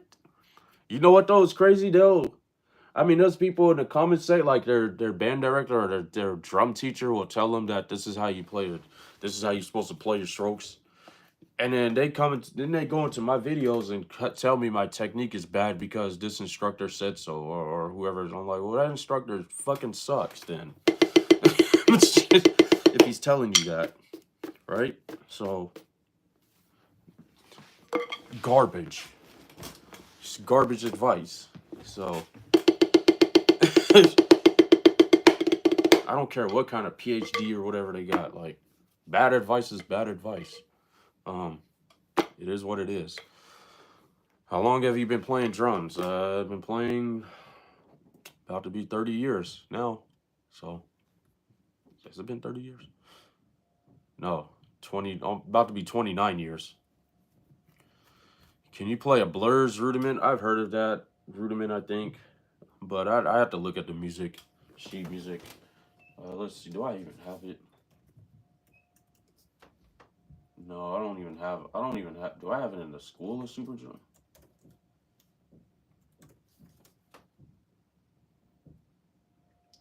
I don't even know if it's in the School of Super Drumming catalog yet. If I remember, I don't know. We'll find out. About to log into the School of Super Drumming. Let's see, blurs. Do we have blurs? If not, I'm gonna add it in there. Nope. Seems we can't look. All right, so I don't even know what that is yet. So, send me a copy of the sheet music school, Jabril at sdjmalik.com. I'll try it. Can you play the hardest thing to play? I don't know. Let's see. I forgot to do 300 beat per minute paradiddles.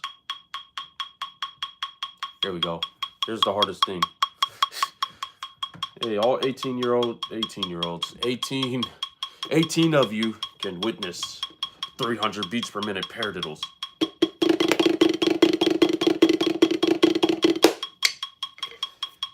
Now it sounds like it's pretty hard to. I'm still working on smoothing it out, but right now, yeah. He said, "Dude, I thought you were like 25." Oh, thanks. I appreciate that. Appreciate it, but no, I'm not 25. Let's see. So, yeah, all 15 of you, appreciate you making it all the way through this live stream. I've been on here for an hour and a half. I'll probably do more outdoor live streaming, like on my marching snare again. So, let's say, bro looks hella young. I thought I was looking old. Somebody said I look like a 55-year-old. I'm like, damn, thanks. So, then you look on their profile and they got They got missing teeth and all kinds of other shit wrong with them. No hairline. I'm cooking them. It's always the ones that got their own issues. They project their issues onto you and try to gaslight you and saying you're this, when in reality that's them. Yo, bro, love the content. Keep up the great work. Gotta log off. It's getting late. Yeah, I know. On the West Coast is 8:30 p.m. It's 12:30 p.m. here in Japan. So, but I know most of you guys are in America. So, he said, "Godspeed, my brother. Take it easy, Miguel." Um, how do you play longer than you're alive? Yeah, you got jokes. He said, "Nah, man, you're super youthful." Yeah, I appreciate it. I know the eyes are a little bit. I'm cleaning that up, of course. Also, man, these iPhone cameras, they be zooming in on all your details, your skin details and stuff. So he said it's 3:30 a.m. Where are you? 3:30 in the morning. 3:30 a.m. You must be in Europe. How old are you? Yes. What's up, bro? All right, so check this out. While you guys are here still, I forgot to mention. I'm getting ready to. I'm bringing back the Drumline Reacts the videos again, the format. So basically, the concept of it is I like looking at drumline battles mostly, but sometimes people want me to check out their drumline, so I'll check it out, react to it, give some commentary on it, what I think, and all of that stuff. But it's not going to be the typical, oh, look at this, oh yeah, ooh, looking at the video. It's going to be like a podcast. It's a podcast style video, I guess. I don't know. Maybe it's not podcast. It's going to be a show though. So like like I'll do a question and answering segment. Maybe that'll be like 2 or 3 minutes. And then I'll react to like the main portion of the video will be like the drumline battle I'm reacting to. And then the side portions of it will be like a few drum lines I'll check out and react to it based on what you guys what links you guys send me. It's got to be your drum line though. Or your favorite, maybe it's your favorite drum line you want me to check out, and then I'll check it out, and I'll just we'll go from there. Maybe I'll even like talk about some rudimental drummers news, like drumline news, any upcoming drum battles, promote it, all of that stuff. I think the show would be like 30 to 45 minutes long, probably, I think. So most of it will be reacting, some of it again answering questions and all of that stuff. And then maybe I'll even put in like a sdjmalik rant about the state of the drumline world and rudimental drumming world and just in general. What I think it'll be fun. I'll be sdjmalik will be the host of it. It's me right now. I'm just your bro, but my guy sdjmalik will host the show with that. He talks a lot of shit too, so so yeah, beware of that. Those of you that's a long time follower, sdjmalik's an alter ego. Well, at least you should know by now. I'm legit wondering, how did you end up in Japan? Well, I did YouTube videos a long time ago, and somebody found my YouTube video and offered me a job to be one of the performers at Universal Studios. And then I liked Japan so much, I ended up staying here ever since. So this year has been 10 years now. So since my first time here, I did a show called Drumline Beat. It started off with 8 of us, and then a ninth member came, and just in time for when we did the Christmas show. So very, very, very fun times. And then you know. Unfortunately, the Universal Studios never renewed our contract, so I had to become an independent percussion artist. I had to become an independent artist fast, or I was about to be back to square one with this whole thing. And even then, I was pretty much like square one trying to figure it out. I really had no connections or anything, like no endorsement deals, no people I know in DCI to get me in, no people, none of that stuff. I just like I built everything on social media. Started with YouTube, then I started working with Facebook, YouTube, Facebook, Instagram came out. I was on Instagram like 12 years ago when it first came out. So, but as soon as they first released like the video feature where you can make videos and post them, I was on it with Instagram, and then now got all these other social media platforms. But I've been independent artist for a long time now, a while, and it's time to get a breakout year. I know I'm not that popular. Like I know it looks like I know it says I got what 250,000. Do I have it yet? Let's see. How many subscribers do I have? I have. Ooh, I have 249,920 subscribers. So I'll be at 250. So I guess I'll announce that tomorrow because I know it's gonna hit. Right now, a video is going viral again, but it's shorts. Everything. Most of you guys are following me and seeing me right now. You probably see me on the shorts videos. Either I did some insane stick tricks that even sometimes makes no sense to me, or you seen me pretty much doing a BPM challenge, is the fastest triple stroke roll challenge, right? And then it breaks down into a slow motion with my snare drum. Yeah, that's me. Hi.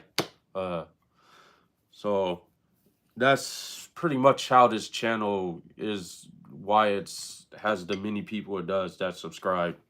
The long form content, I'm getting back into that. Like I said, I'm bringing back Drumline Reacts. It's going to be a show. It's probably going to be like 30, 45 minutes. And then I'll, break down I'll probably break the show down into small segments that I can upload. So I have content to upload pretty much until the next episode. So, but this shit does take time. For sure. Editing, man. Editing. It's going to be the longer. That's why it's going to take a while to like get each video released. But, he said, yo, nice Vader pad. I got one too. That's dope. I like this pad. It flips over too. Um, I like this side mostly because it's more quiet, right?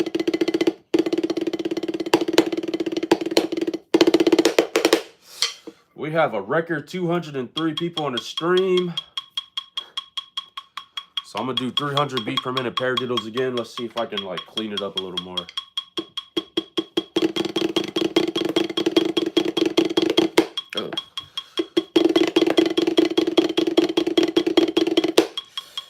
The technique, yeah.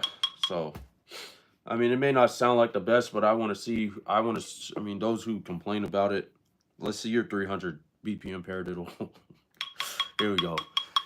And now we're just going insane here. 310. See if I can do 310.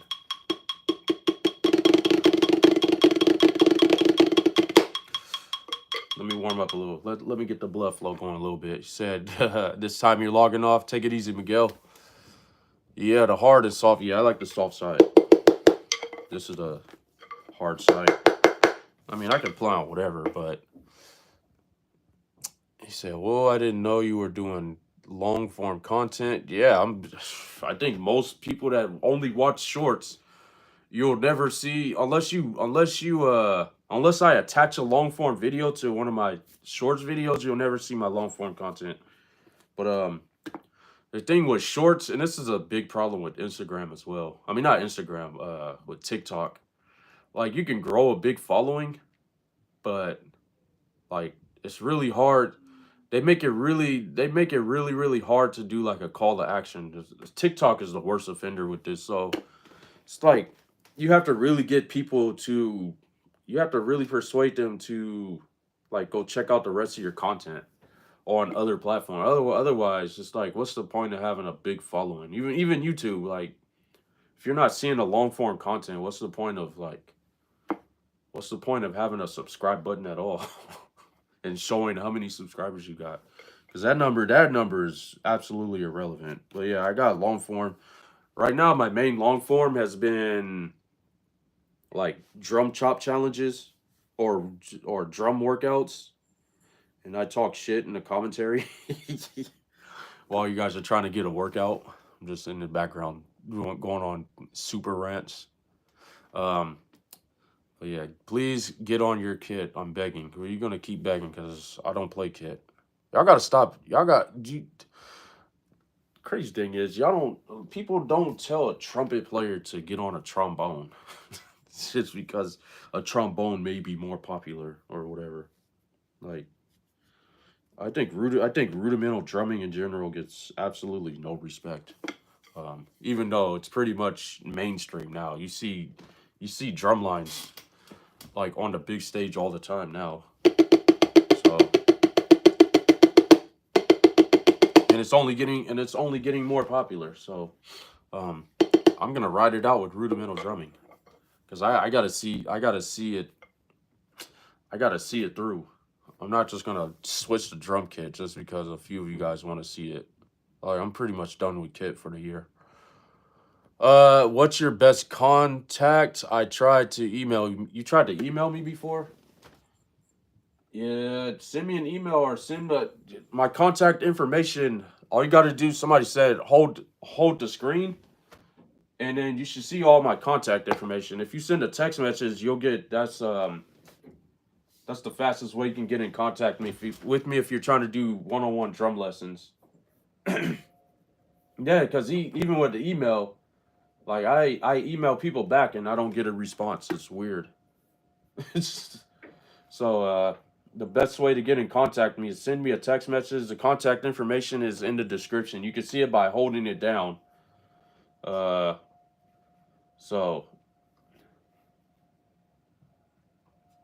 let's see. So yeah, send me a text message. Once I'm done with the stream, I'll answer it. I'll answer all your text messages, all right? Well, if you're on the East Coast and you fall asleep before I text you back, you can, you'll get the text message from me, guaranteed. Let's see. He said, "Wow, that's real cool. Good luck and thanks, Miguel. Appreciate it." So yeah, hold the screen down, get my contact information, text me. I'm doing one-on-one drum lessons starting at $20. I work with you. I know what the hell I'm talking about. I'm training my youngest student right now is 6 years old, and he can already play a double stroke roll. So now I'm working with his technique to get him to play a single stroke roll. I think he'll in the next few weeks, when he really hones in the technique, he'll have a single stroke rolls at 80 beats per minute, 30-second notes. So I got that, and then my older students, one of them is in his 60s, and he couldn't even, his arms were always hurting because he was using techniques somebody taught him before, I guess. And now I helped him get his single stroke rolls past 100 beats a minute. His max is probably 105, right? We're talking 30-second notes, right? I know I don't have the testimonials yet, but I will have him out soon. He can play this though.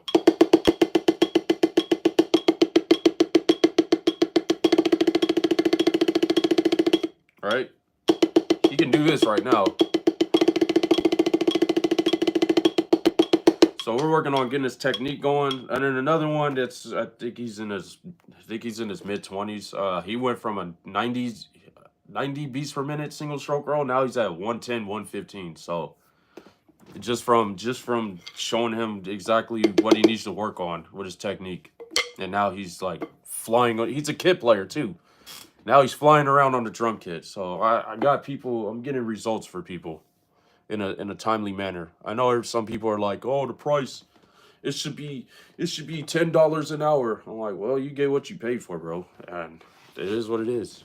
If another instructor wants to teach you for that wage, then go with him. But um,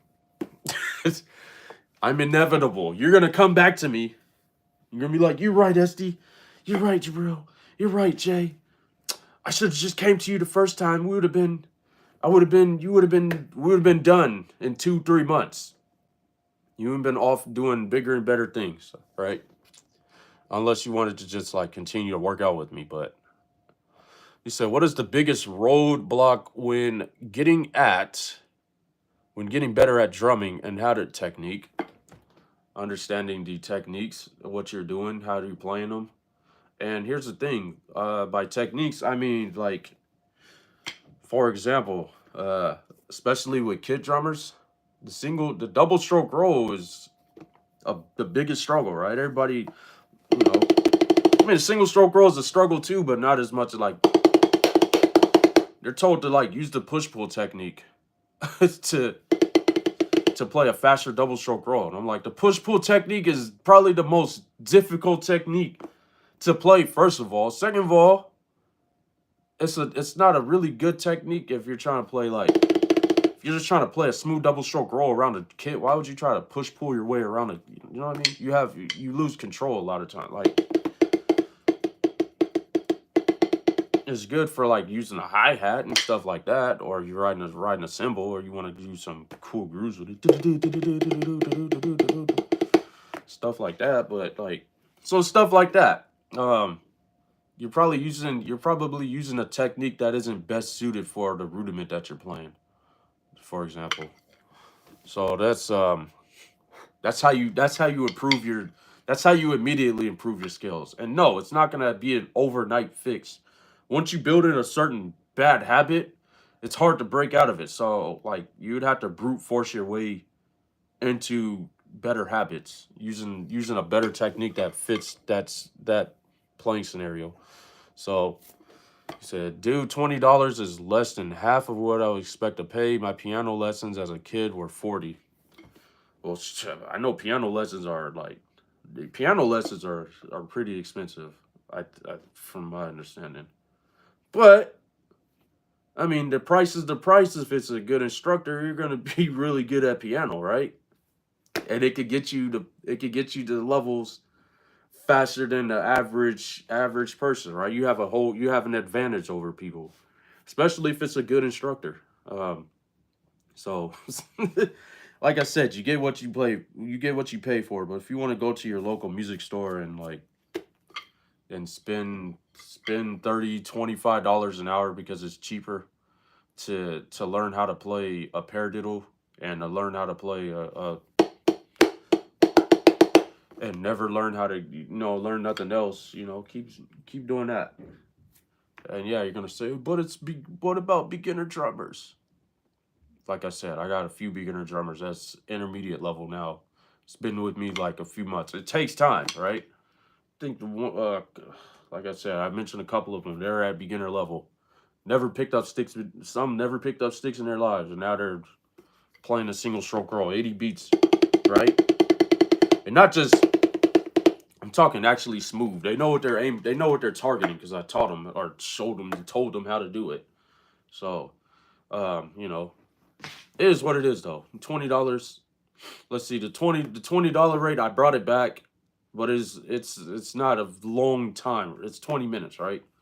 $20, 20 minutes, $1 a minute. But I mean, you want to spend years struggling with something with various drum instructors, trying to get a faster single and double stroke roll or whatever else you try to learn, or do you want to spend a couple of months with me, get the shit right the first time, and then if you feel like you want to continue, you can, and go that route. And like, even in 20 minutes, I could show you a lot of stuff that you can work on, practice individually. You don't have to do it every day. I mean, you don't have to work with me every day, like once a week. Like, yes, it's just $20, 20 minutes, and I still got my other rates, $30, 30 minutes, so it's $61 an hour. But I mean, you're gonna get some results, bro. You're gonna see some results faster than you think. What are you doing, cat? Oh man, my cats are funny. They just be doing shit. What's up? Anyways, so yeah, I mean, yeah, text me or contact me. What's up? Don't be trying to. You gonna try to jump on my drum pad? Let's see. Cat review? No, there's too many weirdos on here. Private life, happy life. At the end of the day, maybe someday, but right now, it's like everything I post is kind of, it gets ridiculed. That's where I'm at. I'm that type of popular person that any little thing you post, it gets ridiculed in every video. Like now, I even got people accusing me of having fake haters. Like I'm just editing the comment to say a certain thing to promote drum lessons or whatever, which is like, I can't believe people actually would think that. Like, it's like, A, either you hate me that much, or B, you hate me that much, and it's working. Like, it's getting in people's attention. But anyways, yeah, so, yeah, I don't know what else to say. Like, I mean, there's instructors out there that'll do $15 or $20 an hour, and you think you're getting a bargain, but quality, man, quality. I mean, at least with me, you could look at every video I've ever made with mistakes or without mistakes. Like, I don't brag about being the best drummer ever or none of that stuff. I just play. I don't go out with that type of expectation. But I do know what the hell I'm doing when I'm playing, because I did many years of almost 29 years of experience, bro. Even on a kit, I'm not the best kit player, but I can hop on. I don't have to start from the beginning, right? I can hop on, play the basic groove to certain songs. Maybe I can learn maybe if I got some music charts, I can learn how to play them. You know, but why play traditional grip? Well, because traditional grip for me personally, and probably many other snare drummers out there, traditional grip is an advantage, right? Match grip is a disadvantage. Because for one, I'm faster with traditional grip than match grip. So that idea of, oh, match grip, you can become a better drummer if you switch to match grip, is absolute bullshit to the max. I will chop up a match grip drummer, a match grip drummer, no problem, right? They may chop me up with match grip as well, but it's not traditional grip is not a disadvantage. The original reason for traditional grip was the drum used to tilt to the side for marching snare drummers, but eventually they got the harness and they made it flat. So, but they're like, why don't you just switch to match grip? Well, there's no disadvantage. What's the disadvantage to traditional grip?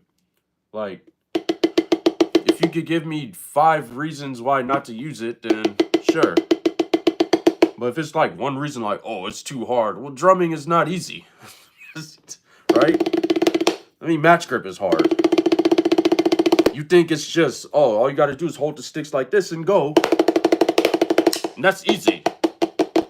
Like, no, there's techniques you should be using, or you can really hurt yourself. Match grip.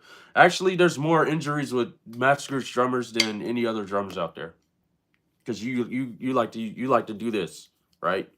You hyperextend your wrist, then you end up tearing your wrist to shreds, and then now they're burning and shit, hurting, and you got tendonitis, or you even start losing feeling in your fingers and shit from your wrists all the way through, because you got pinched nerves in them, right?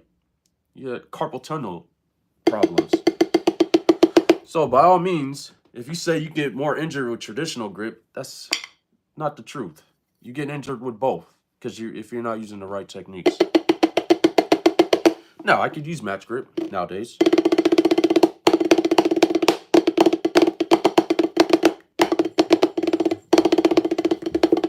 But with traditional grip, stick tricks are better.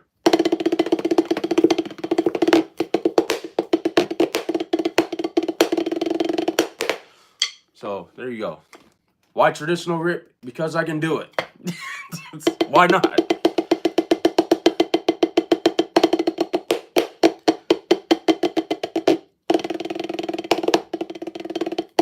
I bet you my paradiddles are faster than your match grip paradiddles. For example, here we go. I'm gonna just jump straight ahead. Let's see if I can do it. Let's do some stupid shit real quick. 350.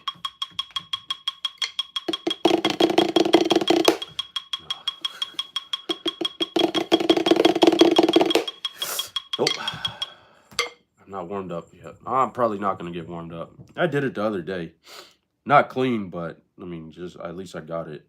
Oh, why did I get out the metronome? Come back. Come back. All right, let's do a freestyle. So yeah, if you want drum lessons, hit me up. Contact me. My contact information is in the description. All you got to do is hold the phone down if you're on a mobile device, and you can click on it or text me, phone number or email me. You'll get the fastest response with text messages.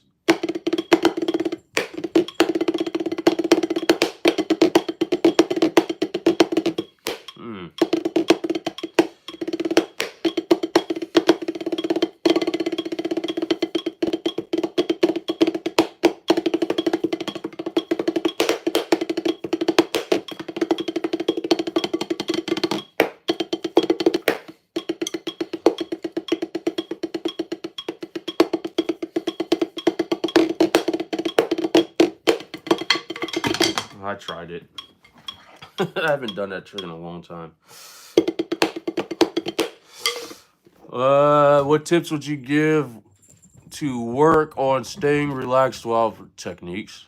Go right back to the foundation. Techniques.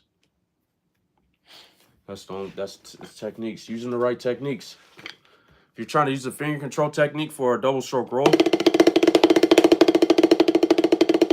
good luck trying to relax with that.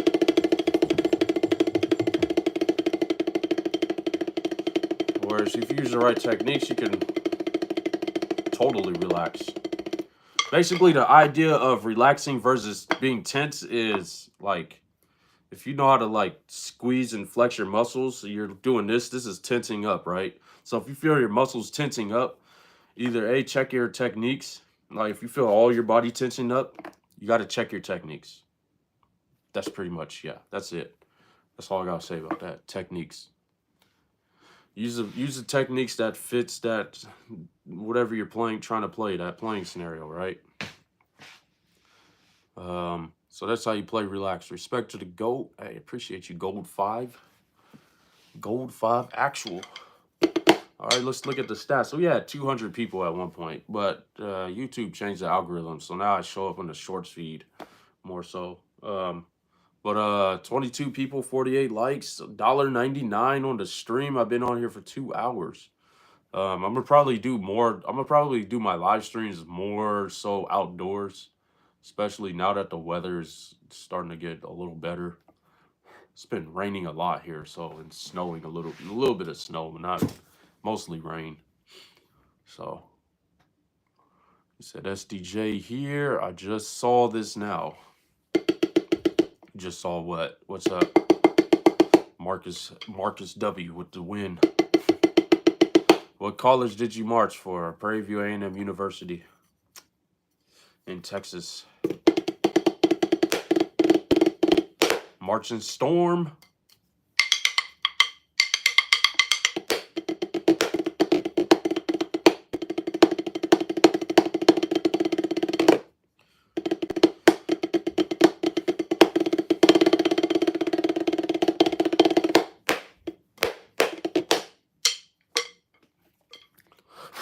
Who knows? Maybe I'll march DCI now that they have a senior category.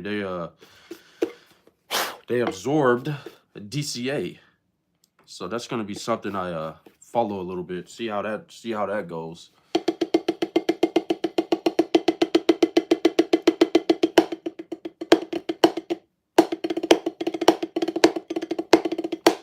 I think the only problem they're gonna run into, which is right now other cores are running into, is for one how astronomically expensive DCI has become just over the last few years. Um, I'm surprised they're not having like trouble trying to. Well, maybe they are. I know the bigger groups, the top 5 groups, they're not having. I don't think they're having too much trouble recruiting.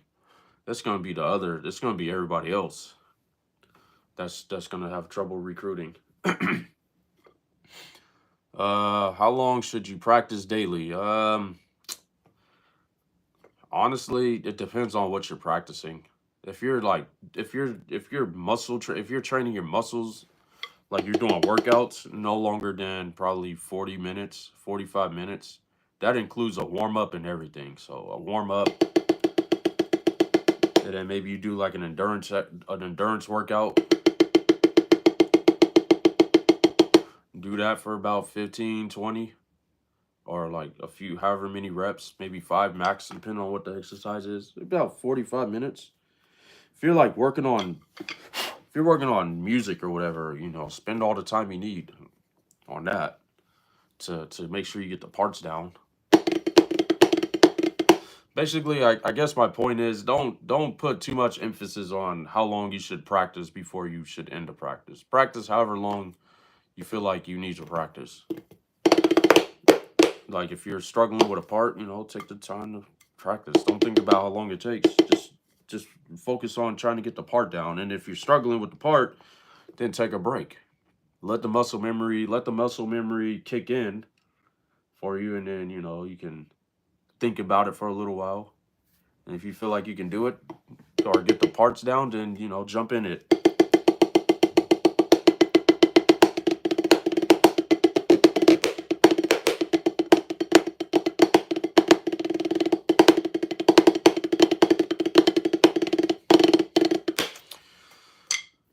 How do you know you have mastered or really have?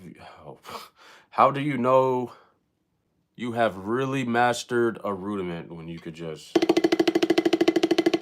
You don't have to think about playing it. A Swiss Army triplet. You can just kind of do it, right? Paradiddles, double paradiddles, triple paradiddles, quadruple paradiddles. All of that stuff. Marcus W, you really are a W, man. You're a winner. Wow, $20, bro. I gotta double tap that. Oh, wait. I can't double tap. Oh, there we go. I gotta double tap that. That's $20, bro. That's insane. YouTube takes like 30%, but this is more like oh, that's still $15 though. That's fire, man. I'm gonna give you 20 beats. 1, 2, 3, 4, 5, 6, 7, 8, 9, 10, 11, 12, 13, 14, 15, 16, 17, 18, 19, 20. 21. So we got $21.99, baby. Appreciate you, Marcus. You said, how do you deal with muscle imbalance? You gotta, honestly, with the workouts, okay, for example, here. I haven't released a new video. I will soon, and it's going to involve this exercise. So we're going to go, for example, I'm going to use the finger control technique. We're going to hold it 16 notes for 8 counts, right? So my right hand, if you're right hand dominant, you shouldn't feel nothing, right? For example, 5, 6, 7, 8, and then left hand. If you feel it in your left hand, that's how you know you got an imbalance, right?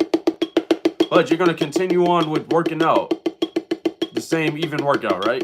1, 2, 3, 4, 5, 6, 7, and I would do like, let's see, that was 2 repetitions total. I would do maybe 5 sets of those just to warm up and get a good, nice little warm-up workout in there.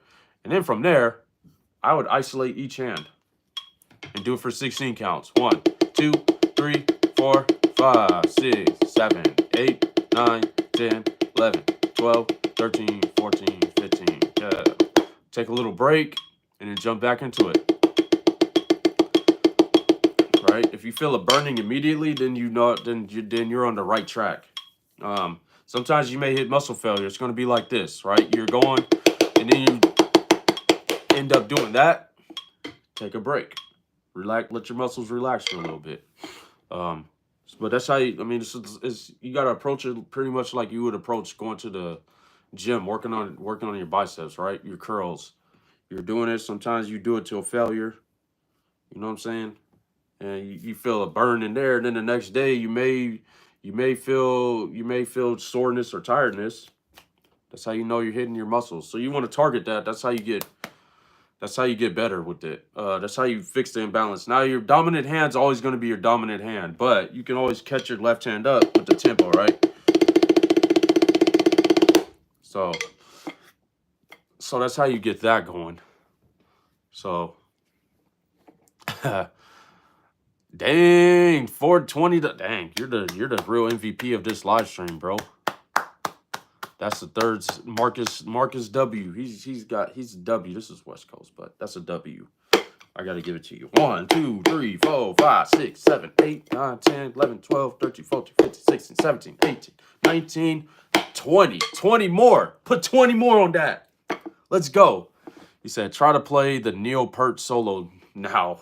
I don't even know what the Neil Peart solo is. And you see I'm on a pad right here, bro. One pad. Didn't Neil Peart has like 50 drums? He got a whole circle, right? Yeah. Let's see. I gotta look up some solos he do. Maybe one day. But I'm a double tap. Let's see. Oh, I can't double tap it. I appreciate it though. Matter of fact, yeah, that's a big W. Oh, okay, I can like it. There we go. I'm like number 3. Appreciate you, dog. Bro. Matthew Rowe, did you subscribe just to write that? I'm not putting that, bro. Go check it. Come on, man. You gotta be like 12 to write that.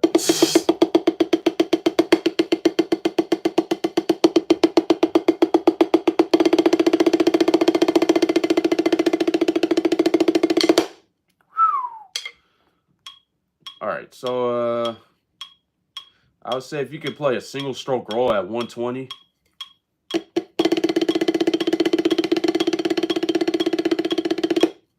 Then you have an elite speed of single stroke rolls, because at that point you're trying to break a world record.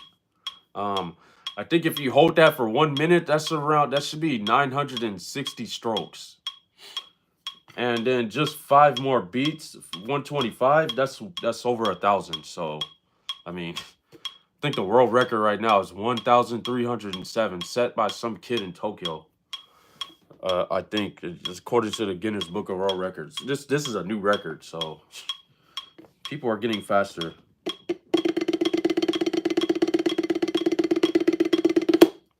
There we go, 125. See, I switched the technique, and I was able to cook through that one. Favorite Perry view. Oh, this one's called Funky Shit. That was my favorite cadence. Let's see. I forgot the name of the other ones. But this one goes. This one is in there.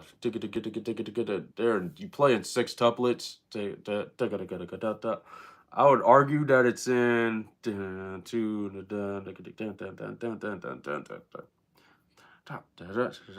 I would argue that it's in a slow 6/8, but you're playing 6 tuplets, right?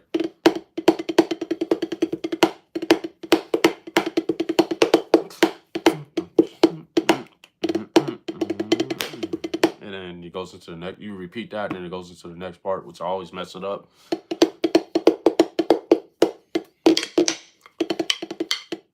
You do that twice, and then it's da da da da da da.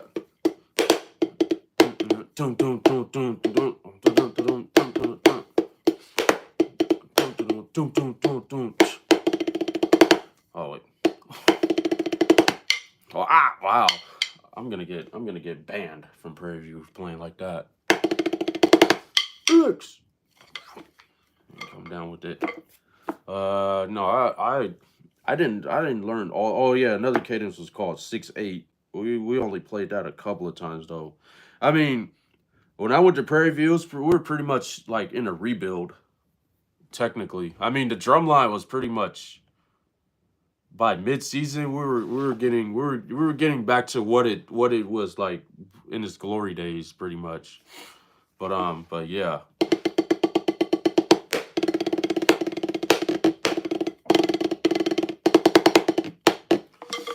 He said, "Do you play real drums, bro?"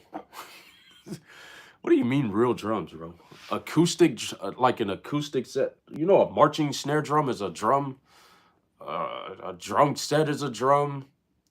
Listen, we're all drummer. Rudimental, whether you want to accept it or not, rudimental, everybody starts off as a rudimental drummer. And if you don't, well, you're already screwing up your drum. You're already screwing up, right? Because we use the same techniques, hand techniques, playing techniques, right? We're marching snare drummers, rudimental drummers. We're gonna use the same techniques y'all use. The only difference with that is with the kit, you're adding in other skill sets, like with your feet, for example. Now you're probably using more polyrhythms more than anything, really, because you gotta learn how to use your independent limbs. Really, that's the big differences. Otherwise, we're like using the same playing techniques. So to suggest that like rudimental, like a snare drum's not a real drum, hell, you use a damn snare drum yourselves. That's the main thing you guys beat on is a snare drum. It's not a marching snare, but it's a snare drum. So is that a fake drum? Is that because you're not the only one that would say that, ask that, or says that. Oh, he's not a real drummer. He's just on a drum line. He's such a drumline drummer. Okay, am I a real drummer or not? Because you said I'm not. Then you said I'm a drumline drummer. It's the same. We're all drummers. We're all percussionists, right? We beat on shit. So, like, come on, bro. All right, I guess we got a new influx of people joining the stream. You guys are coming from the short stream. If you're a subscriber, say what's up.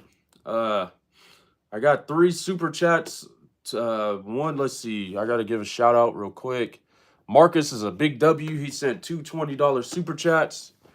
Then I had let's see. I got to go back a little bit.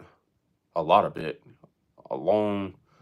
Let's see. So shout out to Truette Espinoza for the $1.99 super chat, and then of course Marcus W for the W's. For the $20 donos, $40 really. So we got 42 on the stream, 52 likes, and we keep fluctuating between 200 and people and like 20 people, but that's all right. He said Matthew Rowe. Are you? I thought I had it. I don't know. I guess I didn't have the. I guess I don't have the live stream set to where it's only subscribers that can comment. Maybe it's different. For the vertical live streams. I don't know. But shout out to you, man. Thanks for subbing. Let's see. I'm just getting started in my school's drum line. What should I even practice to make the snare line? If you're like a beginner beginner drummer, good luck. But to go on the snare line, first of all, you gotta learn your grip techniques, learn how to play it, right? Learn your playing techniques. You got a finger control technique, which the drum lines, unfortunately, drum lines tend to run away from the single stroke roll. You guys go straight to the learning double stroke rolls and trying to just blast out 6 stroke rolls, right? And then 7 stroke rolls.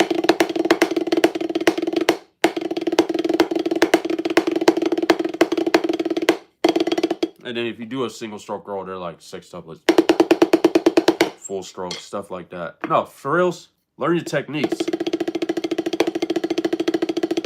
All right. No, it's not just, you're just flapping your arms around. No, you got your grip techniques for your doubles. You got your finger control technique for your singles. And no, you're not going to do this. If you're doing this, good luck with the rest of your career, because I don't teach this.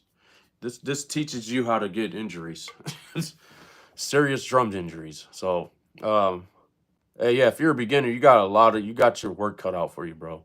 But um, I would at least try to aim to get like on another at least. I mean, if you can get on a bass line or to get experience another instrument. Usually a marching snare drummer, they already got a couple of couple of years of experience on them. But you still know how to play cutthroat. That one is I don't know. I don't want to mix up the cadences. I think it's this one.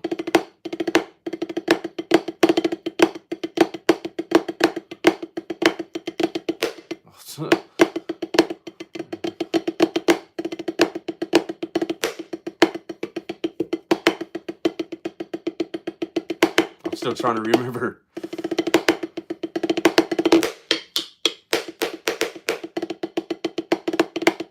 What?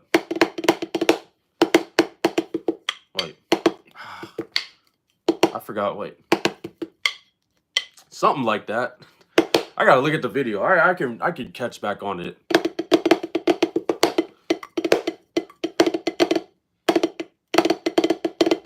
Oh. MSD.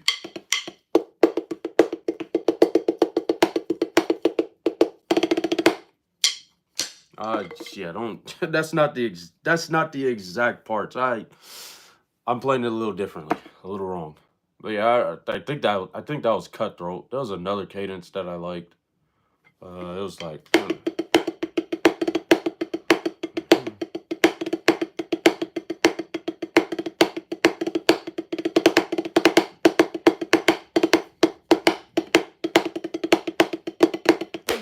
Wait. Oh no! It was like. Or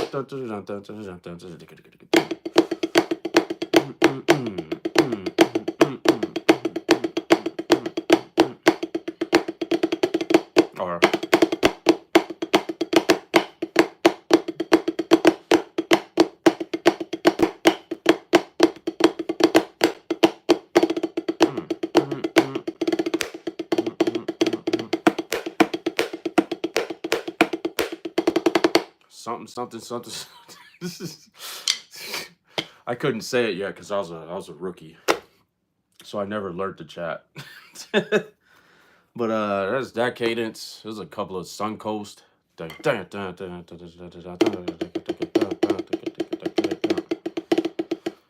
So those are a few cadences we did. Let's see. What's the best way to get your sticking on point wrist hands? Is sticking? You mean like your accents? You gotta learn how to play an accent. Here's a full stroke. Oh no. Here's a downstroke, right? You controlling your rebound. It's gonna be through your grip. You don't have to swing it so hard. You got a full stroke rebound. You can use your rebound. It's gonna flop your wrist around a little bit, but keep your hands open. Let it rebound. Use your fingers, or you can get your arms involved and get more power into it. You got an upstroke. It's just a tap note coming into an accent, right? Or a grace note coming into an accent. Stuff like that. Just learn the techniques through that. What's the best way? Oh no, I already. How do you snap the stick back together that fast? You're talking about like right here, right? You gotta learn how to move your arms and shift it around. And then through your grip, it's gonna be when you come up, you're gonna grip it. It's not gonna be like you're not balling your hand into a fist so tight, right? You're just swinging it up. Dun, dun. Mainly through your forearms. You know, if you know how to do that, just shoot it. Doubt it, right? He said, dude, you just sent me into sixth grade. Oh, dude, you got me into snare in sixth grade, and now I just finished my first season of a college drumline. I love you, bro. Hey, man, that's what's up. Dang, sixth grade? You making me feel super old. That's fire though. First year, so wow. Hey man, first of all, congratulations on like making it on a college line. That's what's up, man. Keep up the great work. That's awesome. He said, "Bruh, I meant, do you have drum set with toms and cymbals?" Yeah, I know what you meant. I don't own a kit, but I can play a kit.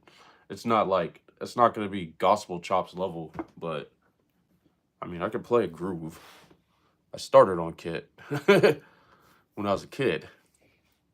Dude is being serious about it. Very satisfied. Keep it on, brother. Will do, man. Absolutely. This is life. This is a lifestyle, bruh. Any tips on how to make traditional grip left hand diddles? Diddles more accented. Wait, and less soft. Oh, I see. So you got a rotation. You can't just rely on a rotation to play an accent. You got to get your arms into it, right? Rotate, come up, your elbows. That's how you get your power out, right? Bang. You don't even have to swing it hard either. You can just use the velocity to come down for the accent. You got more power like that, right? Even with the right hand.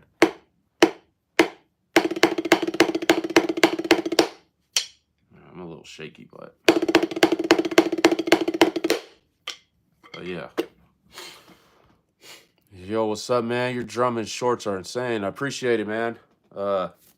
Hopefully you guys start checking out the long form content though, because that's where I'm gonna be really pushing my efforts towards.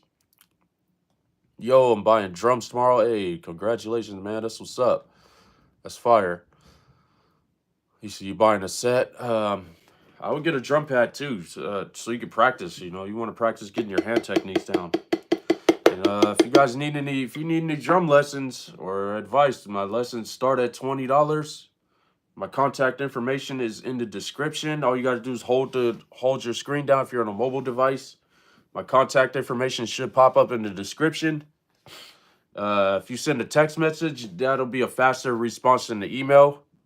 I would prefer the text message because most people that email me never answer their emails back. They never, and then they say they never see them. So yeah. Let's see. What is that? Something E. Is that? I know that's not kakui. What is that kanji? Japanese people are usually nice, so thanks. Someday I'll be able to read that. I'm still learning kanji though. Let's see. Trying to scroll through so I guess everybody's, so I don't miss your comments. I like to respond. I'm not like the other people. I try to respond to everyone as best of my abilities. Let's see. I'm in ensemble with let's see, in school, which we are playing a live show soon, and I'm on marching snare. What rudiment should I work on? What is your single and double? Work on your single. I would say work on your techniques more than your rudiments. A single stroke roll technique, and especially your double stroke roll technique. And then the rudiments you should learn should be the rudiments that are like in the sheet music. If if you got sheet music from your drum line, look at that and learn the rudiments out of that. You can find the rudiments through the sticking, right? If they're sticking under, should be sticking. So he said you're a metal drummer and just studying your technique has helped me a lot. Yeah, man. Hey, I'm glad they helped. And yeah, even metal, especially metal drummers, y'all. I mean, you playing a lot of blast beats, it's a lot of single stroke rolls. You should really learn the single stroke roll technique. Now, some people are gonna tell you that I'm using more wrist to get faster, and that's not true. No, you don't want to use more wrist. You want to have strong fiber. If you have strong muscle fibers and you hone in your technique, you will have a fast single stroke roll. Right? Some people have naturally really big forearms, so they're gonna have a faster single stroke roll than the average drummer out there. Right? Even me, they're gonna have a faster single stroke roll than me. But I'm guaranteeing you that if you master your techniques, you don't need to use your wrist to master. If you try to hyperextend them or move them in any way, you're gonna, I mean, at what cost? You're gonna hurt yourself. He said, "Watashi mo doramu o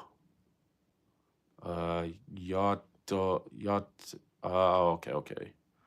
Yatemasu no de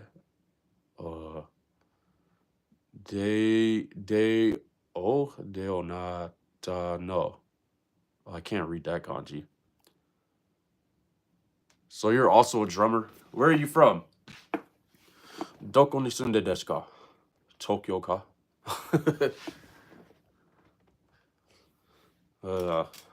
今私は大阪に住んでです、今から。ごめんなさい。ちょっと、日本語ちょっと難しい。読むですね。読むが難しいね。私の日本語がちょっと違うけど。ごめんなさい。How do you snap? Oh, I answered that. Oh, how do you snap your? Did I answer that? How do you snap your stick? It's just practice, right? Practice your up, up, up.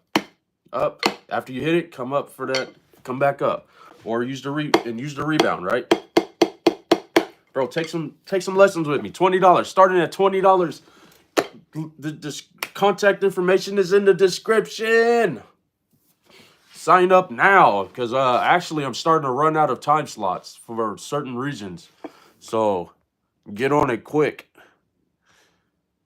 No, to get your hands in good shape. Oh, thanks. Oh, yeah. Yeah, you want to get your... I mean, it's just like I think even trumpet players, they don't necessarily practice the music completely. Like they practice their techniques and building up their muscles in their lips to get, to be able to control their notes easier. That's the main thing you want to do. What's your favorite rudiments? Ooh. Single, double, paradiddle, triple stroke roll, quadruple stroke roll. Right now, 6 and 7 stroke rolls. So there's quite a few. I don't have like a one rudiment that I like. I just pick a new rudiment I want to work on and just go from there. He said, "Loved your stream, man. You're good and very helpful." I'm glad you like them, man, and I'm glad I've been helpful to you guys for the most part. Is it worth to practice traditional grip along with match? Is there anything you feel easier with traditional? No. I mean, I would say for a drum kit, and multi tenors, it's going to be different because you have to move around a lot, right? You're moving your arms around. But if you're like a marching snare drummer, you don't have to worry about moving all over the place. So you can use traditional grip. And the advantage of traditional over match is really not. It's not really an advantage. I don't see an advantage either or, other than like the visual aspects of it. With match grip, you're pretty limited with visuals, right? If you're just aiming to sound good, then fine. But if you're looking to also look good and do a lot of stick tricks and stuff, which are important, I think, especially if you're trying to attract new people to start drumming and to get them to watch in the first place if they're not like totally purists. Then yeah, this guy's technique is amazing. Appreciate that, Marcus. Marcus is the biggest W in this chat, in this stream, man. Let's see, I don't see how people can hate this guy at all. Honestly, I can, and it's not to sound like egotistic or arrogant, but it may come off as that. Most of the time, lower people that's lower skilled, they get jealous of it, so they try to find ways to discredit what that person that's better. And it's not just drumming; it's just life in general. They try to find any little thing they can discredit that person for. Like, oh, he's not perfect at this. That's why he's struggling at that. That's why he can't. And it really, all it just means is it's just a reflection on the haters' own personal selves. Like, but it sucks. It sucks having to have to dodge and weave it and probably fight back against it or whatever. I don't care what anybody says. If you once you get enough of them and you see it every day, that's a lot of mental stress you can deal with. If you don't know how to handle it, you're not gonna just ignore it. It's gonna get to you one way or another. And for me, I spin it into something that can work for me, that can be an advantage for me. Now it's an example that I posted a video a couple of days ago. I was of one of my performances. I was doing a trick, and then after each after each ending of a trick, I posted a hater comment, and it said like trash or don't take drum lessons with this guy. And these are like real comments. I screenshot them mostly on my mobile device on my phone, and then I'll put the comment in the clip. I'll sometimes I'll edit the name out because there's been I don't want them to necessarily get harassed by some people deserve it though. Like if the comment is like egregious or like racist or something, they're at that point I don't care if they get cooked in the comments by people or not, or if they get harassed or anything like that. They deserve it. I have no mercy for that. But like I mean you learn the lesson. Don't you mess with the right one. It's a wrap. But yeah, I had a couple of people accuse me of like faking the comments and stuff. I'm like, so now I got haters for having haters because I leveraged their hate against back into something where I could use it to promote my drum lessons. I mean, I see it as fair game. I don't see why not. You say don't take drum lessons with me. You're trying to now you messing with my money. So of course I'm gonna Uno reverse that shit and use it to my advantage. It gets attention. If it's pissing you off, it works. So I feel nothing about it. I'm sleeping good at the end of the day. So like I'm just here to have fun, entertain people, and help those who's trying to improve their skills every day, right? Can you play flam taps on 30? You can, yeah. I mean, the tempo would have to be like 60 beats per minute. It would have to go like dun dun dun, because I'm not doing that. But yeah, definitely 16 notes though. How do you play flam? Oh yeah, so yeah, you want to learn flam for 16 notes. Before I go to bed, do you have any? Oh wait. What do you do if your section leader is bossy and prideful? Oh, that's a good question. Dang, and these are all questions. Hey, send me a hashtag ask sdjmalik. Like send me an Instagram DM or a email. My contact information is there. Send me an email though, not a text. Send an email so I can like separate. The text is just mainly for business. But send an email and I'll like ask #SDJ. I know hashtags are like out of dated, but still for the aesthetics, right? But to answer your question, um, if you wanna, and there's nothing wrong with this. Like tell your band director like is this the type of leadership you want in your band? Like, do you want to have somebody being shitty towards everybody and bossy?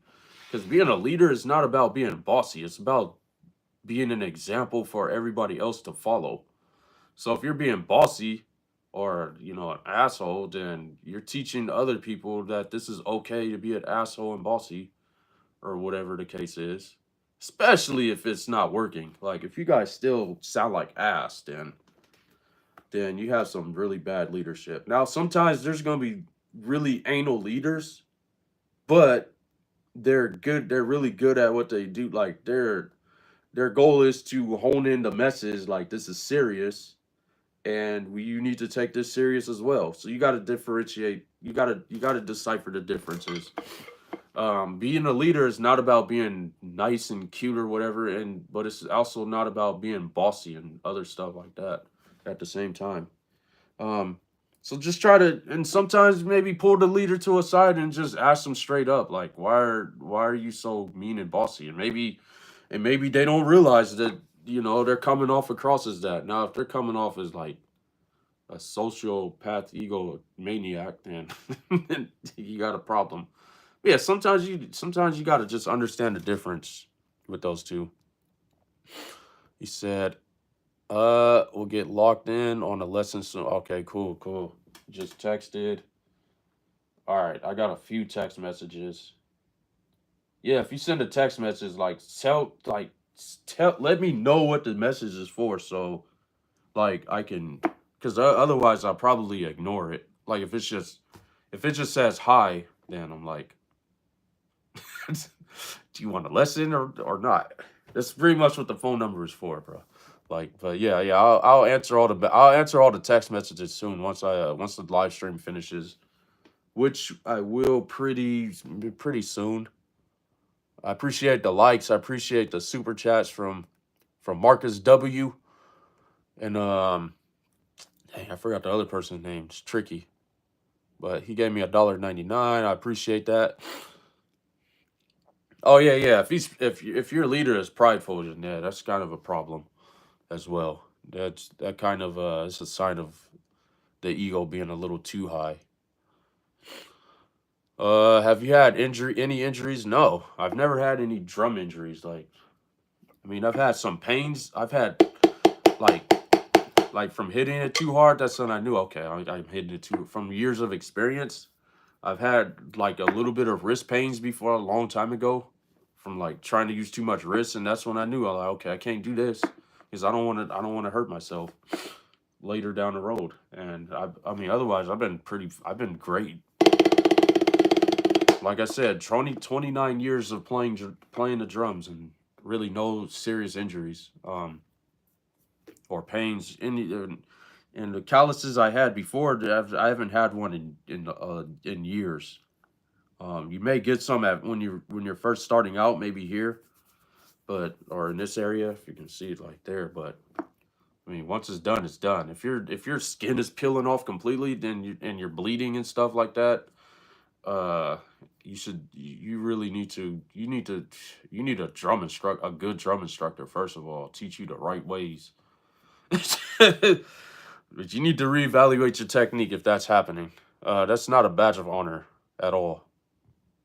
I hate when people post their pictures like, yeah, this is a badge of honor. And like, no, you look stupid as fuck doing that. So, uh, I am a trumpet player, and basically it is similar. So drumming. Oh, to drumming. The technique is buzzing. The lips are the most important. See, exactly. Your trumpet.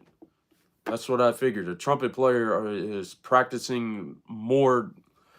You're probably working more on your techniques than you're actually working on the music. If you're working on the music, it's just to prepare or memorize it to prepare for a show. But you're not working on your techniques through the music. You're just working on your techniques, probably through your scales and stuff, right? So it's the same here. We're drummers. You want to work on your techniques through your and not through. I would say through the basic rudiments, right? Your single and doubles, right? Single stroke roll, you're gonna get a nice workout once you master the technique or get better at it, right? You're just gonna target your muscles, and then you work on your doubles. You're working on your technique, right? Learning how to let the stick rebound, how to keep your grip at a certain open edge of it. Having it at a certain tightness or looseness, all of that. And then when you start to move on to other rudiments and stuff, you can implement these techniques, because after like 4 or 5 rudiments, you're just pretty much rinsing and repeating the same techniques, the same playing techniques, depending on what you're playing. Rudiments that are based off the double stroke roll, you could use the double stroke roll mostly, right? To get it. 5-stroke roll, it's gonna be the double stroke roll technique with the accent, of course. Accent technique. I'm using my arm with those accents. I'm getting my arms into it, right? So that way you can put a little more power into those accents without hurting yourself at this, right? I'm not hitting it hard. I'm just using the velocity to get that sound right out. Can you do the Flammus lick? Let's see. Do I remember? I think this is it.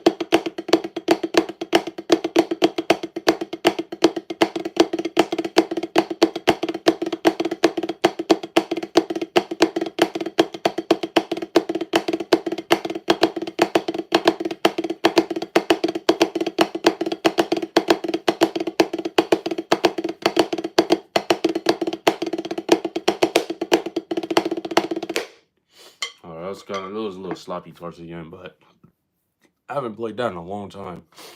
Give me a few reps of that. I'll clean that up. Then you got 3 camps.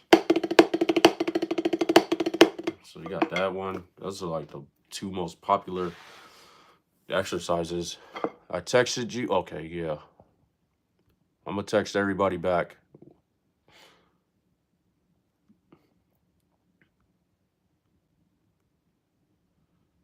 He said any Rush songs. Yeah, check it out. I'll see what's up. I mean, probably not gonna play the kit anytime soon. I don't have access to a kit.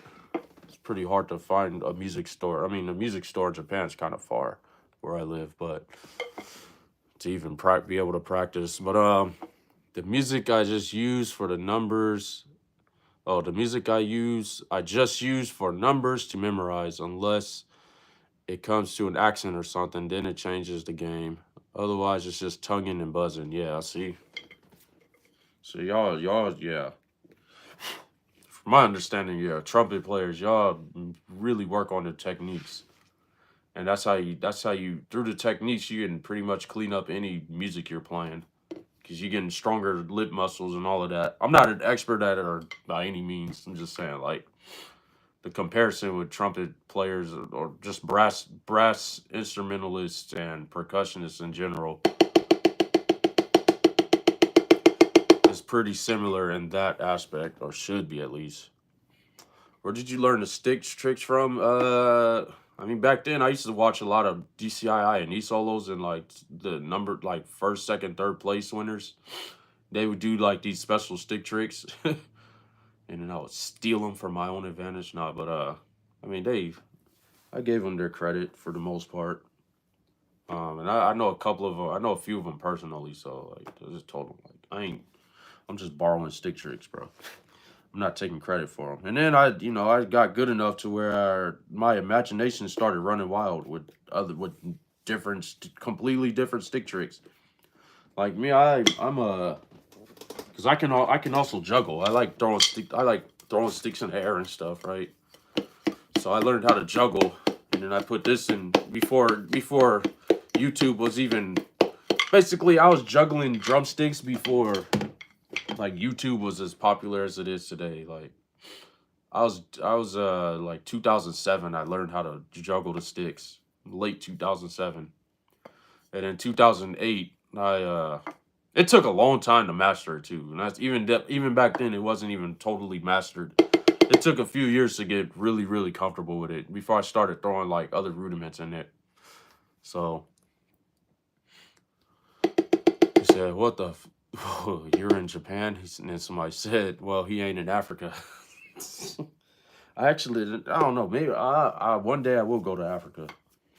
I have an interest in going to West Africa and East Africa, mainly West Africa, East Africa, like Rwanda, that country, East Central Africa. I think it's Rwanda is there. I heard that's a cool place to visit, so I'm gonna one day visit. But yeah, I'm in Japan. Are you more self-taught drummer? Yeah. I mean, my dad taught me all the basics that I needed to know, and then from there, I started pretty much watching other drummers, like what kind of techniques they were using. I learned the techniques through them, and then I figured out like, oh, okay, this works, this doesn't work. So it was just me studying other people for years, really. Not just people, but drum lines in general, drum lines. Uh, I didn't really study one individual person for years. It was just like I see a YouTube video and I'm like studying what the hell are these drum lines doing. So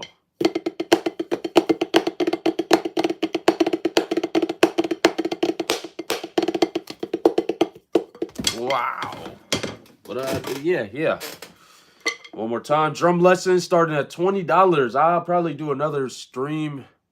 Hopefully I'll do a stream outside soon. Once this weather starts getting better. I don't want to be in the rain every day, so it's been raining and kind of snowing a little bit. Mostly raining though. It's like wet snow. Do you play drum set? That's the third most common question. Everyone asks me. One day, perhaps when I become more popular, on YouTube in general, like people know, well, just on the internet in general, people like know who I am as a percussionist, then you would know, yeah, I can play a drum kit a little bit. You can get a decent 5 or 6 piece kit for 3 to 500. Don't they got aren't people selling them on Facebook Marketplace as well? I know the marketplace is kind of sometimes it could be a scam though. But you said, Elsa, you're so good. I admire you so much. I appreciate that. I'm glad you admired me. I appreciate that.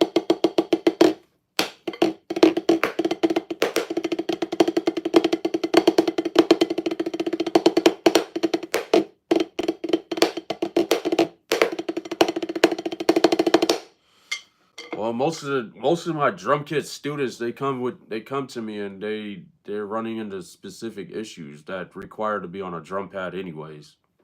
And then, you know, I'll be honest with you, like if you're looking to learn a certain lick from a certain drummer from me, then I'm not the instructor for you. If you're looking to like if you're trying to build up your drum skills, then you know I'm the instructor for you, like your techniques and stuff, all of that. Like, cause like I said, you can get every drummer is a rudimental drummer is going or should be at one point in their career or another, because you're gonna need to do a lot of pad work anyways with your hands to get those right. And I think I got I think 8 of my students are drum kit players right now, like current students. And I got even more former students that are kit players, and some of them do both. So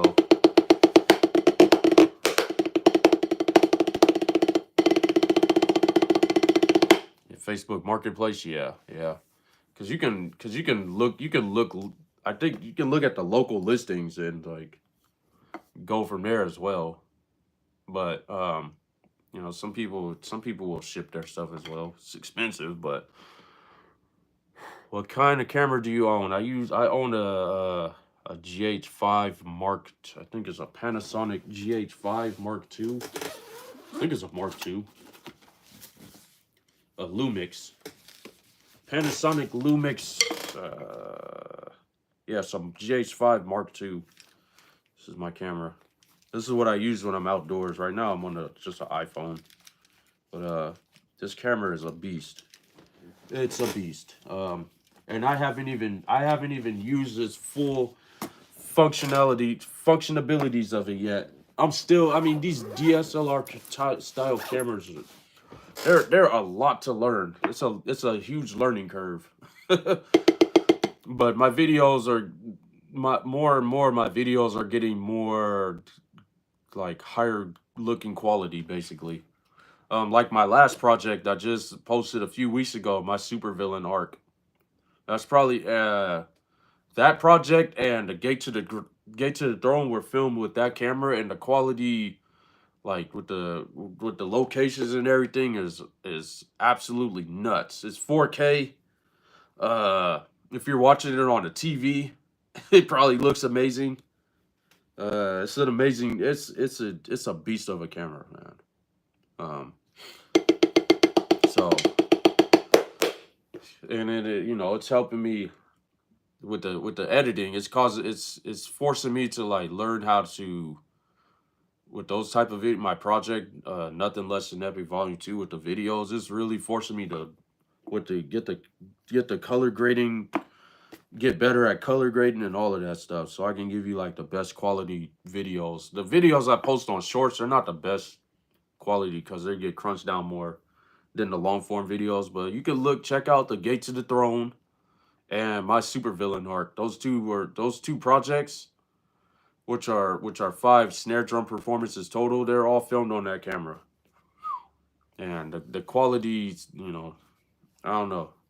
Hopefully someday more and more people will watch my long form videos and they'll get to like appreciate the quality of the videos. Yeah, but no, that's another story. Make a Discord. Problem with like trying to go on other platforms is to like try to grow a following on that, like a true dedicated following. I feel like right now I don't have that. Uh, I know there's 150 people on the stream, but normally I'll be lucky to get 20 people average to stay for longer than 1 minute. So I don't feel like I don't feel like I have a strong enough influence to just say, hey, go join my Discord and go do this and that. I need to get it together with the long form videos first, and then build a community from there, and then I could tell I'll feel like I'll have the power to tell people to go join other platforms, for example.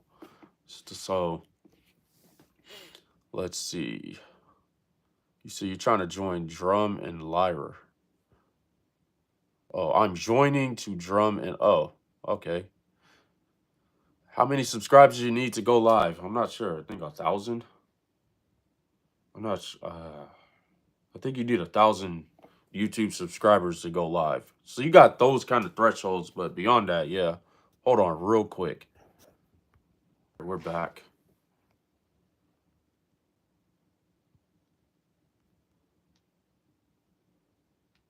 On a drum set, 20 per lesson. Man.